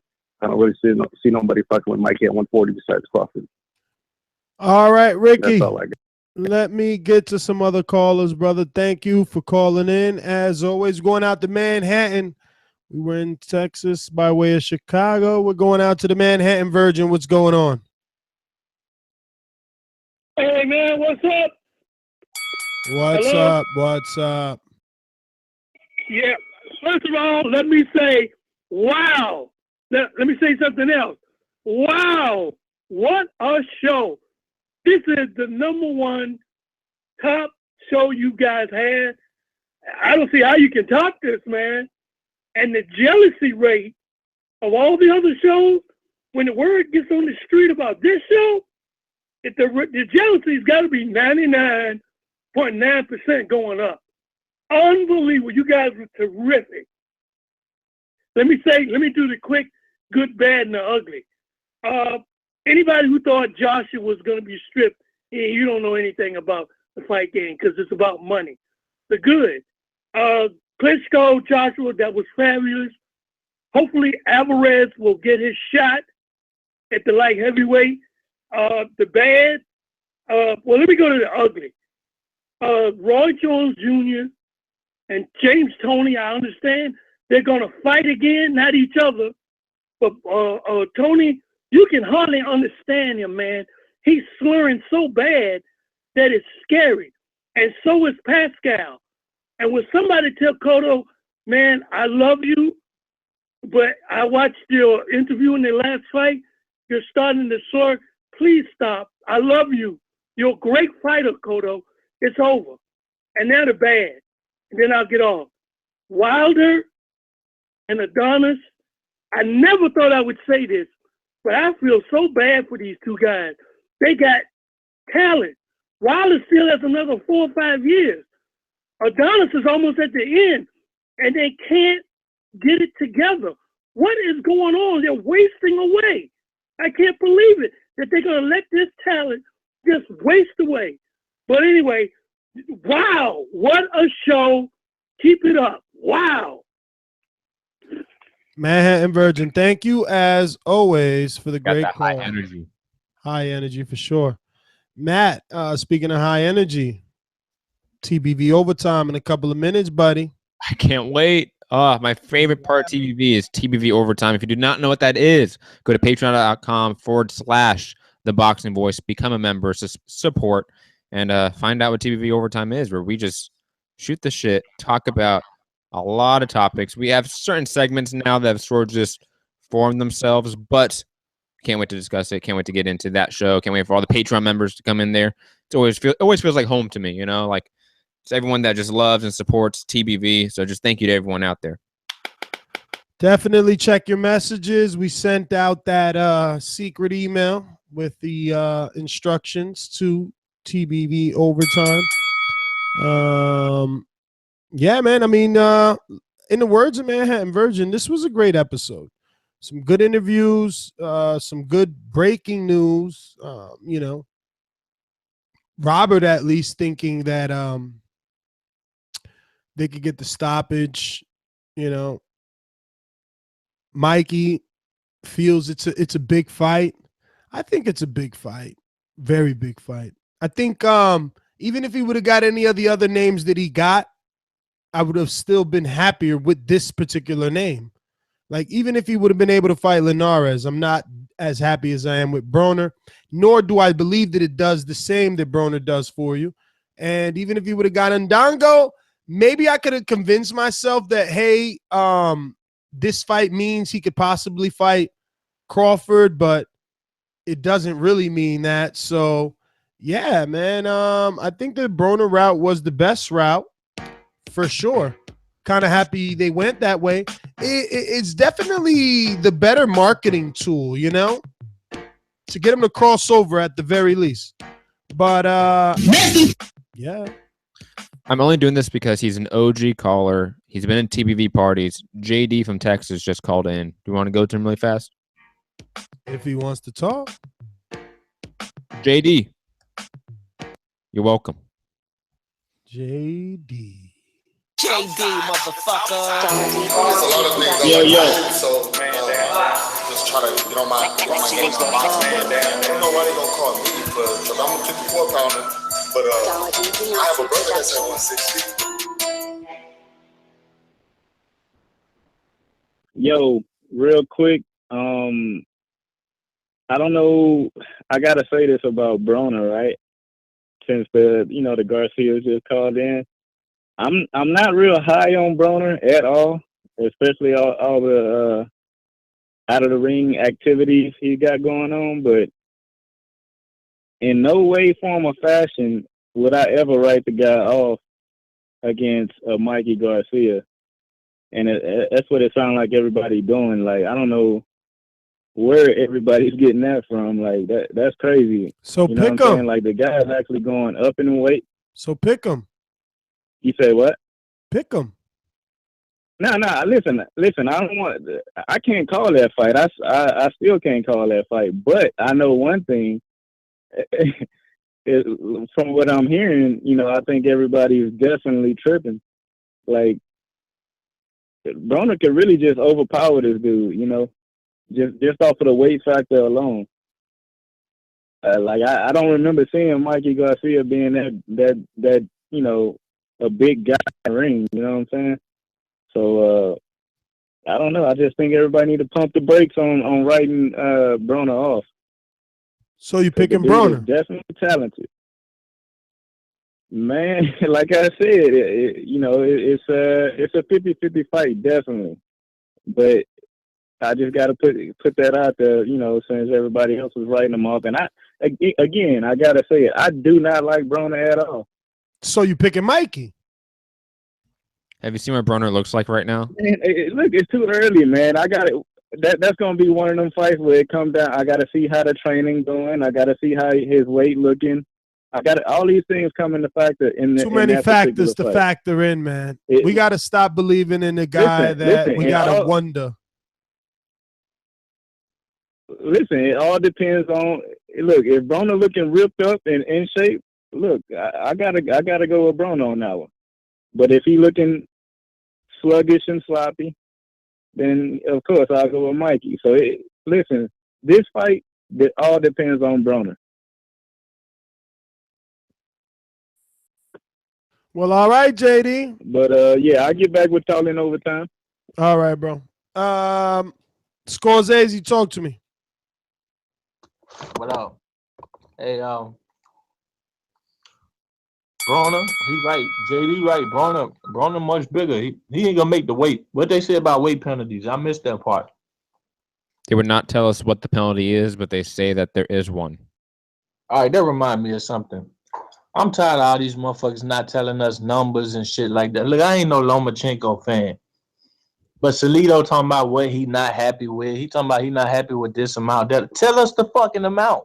Tell us what's going on.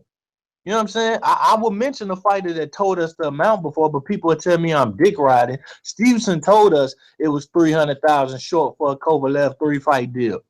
I want to know the amount. I ain't no Lomachenko fanboy, but don't come at me talking about I'm unhappy. What, you unhappy with what? A career high payday or a little bit? Let us know. So Mikey Garcia, Broner, forget them two, man. They want to play all that. They want to mess up the promotion for they fight. Forget them two. I hope they both knock each other out. That's my call. All right. Well, now we're really out of here. I am your host, Nestor Gibbs. Find me on Instagram and Twitter at NestGTO. Want to thank, obviously, Monster Peace, Alex Lemon, Matt, Enrique, Church, and all the other fine ladies and gentlemen that make up TBV. Without you guys, the listeners, shout out to Robert Brandt. Matter of fact, let me see who else we got on the check-in, on the patronage. But Matt, in the meantime, let them know where you at and how they can find you. Matt, the Hipster Hunter, producer, co-host. You can find me at Mixed Combat News on Twitter. Matt Hunter TBV on Instagram. Definitely have to go check that out. I'm a great follow, just saying. And Mixed Combat Radio is my MMA podcast. You can find that on Patreon, SoundCloud, YouTube, iTunes, etc.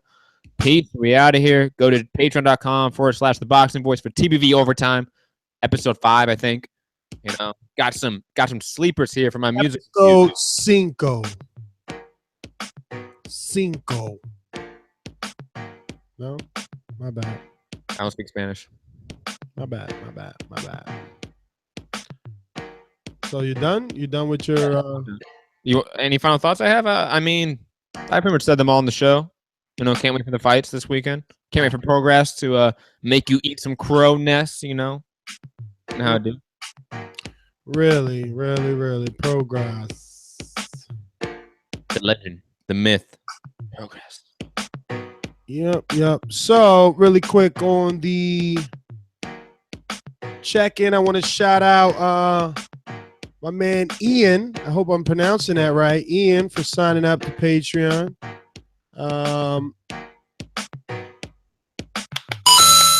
Like I mentioned the last show, Hipster's biggest fan moving up. Who else we got here? Frankie Guzman signed up. Santos Torres signed up. Dwayne Brock, shout out to you. Robert Stewart, shout out to you. My man Rob Retherwall, who's always chatting with me and Matt for sure. Shout out to you for joining. Who else? Eric Cruz moved up as well and kind of increased his patronage. Fight Fan Franco, a.k.a. the Counterpunch Coleman, signed up. So that was awesome. Sauce for them. Who else we got? We got Six Owens, Robert Ortiz, Ivan Diaz, James Whitaker, all signed up. Who else we got? Carlos Hernandez signed up. Carlos Pena. Alonzo Castaneda, maybe. Frank Not whatever, Frank. You know that's not what I mean, but it's like Italian, right? Frank Spotty. Something like that. Who else we got on the check-in? Oh, Robert Brandt. Shout out to Robert Brandt. We got Class and Bound. He actually increased. Eddie P increased. Shout out to Danzel. Russell. Shout out to Russell. He also signed up. Russell Josine. Carl Mickelson. Shout out to Carl Mickelson. Who else? And that's it, I believe, sirs. For now. Awesome sauces. Felix. Shout out to Felix 310. Cut West also moved up. Cut West, yo. We're going to talk about you this time on Overtime and your ducking ways. You know what I'm saying? I don't like them ducking ways, B. Who else we got? Antonio Velasquez. Chris I don't know. I'm not going to do it to you, Chris. But Timothy. Dan Johnson. Shout out. All right. So we're going to go ahead and get up out of here. And go straight into our overtime show. We got people calling in already on the overtime line, so there's nothing left to do but to get out of here. I just wanted to shout out all those Patreons live and say have a good night.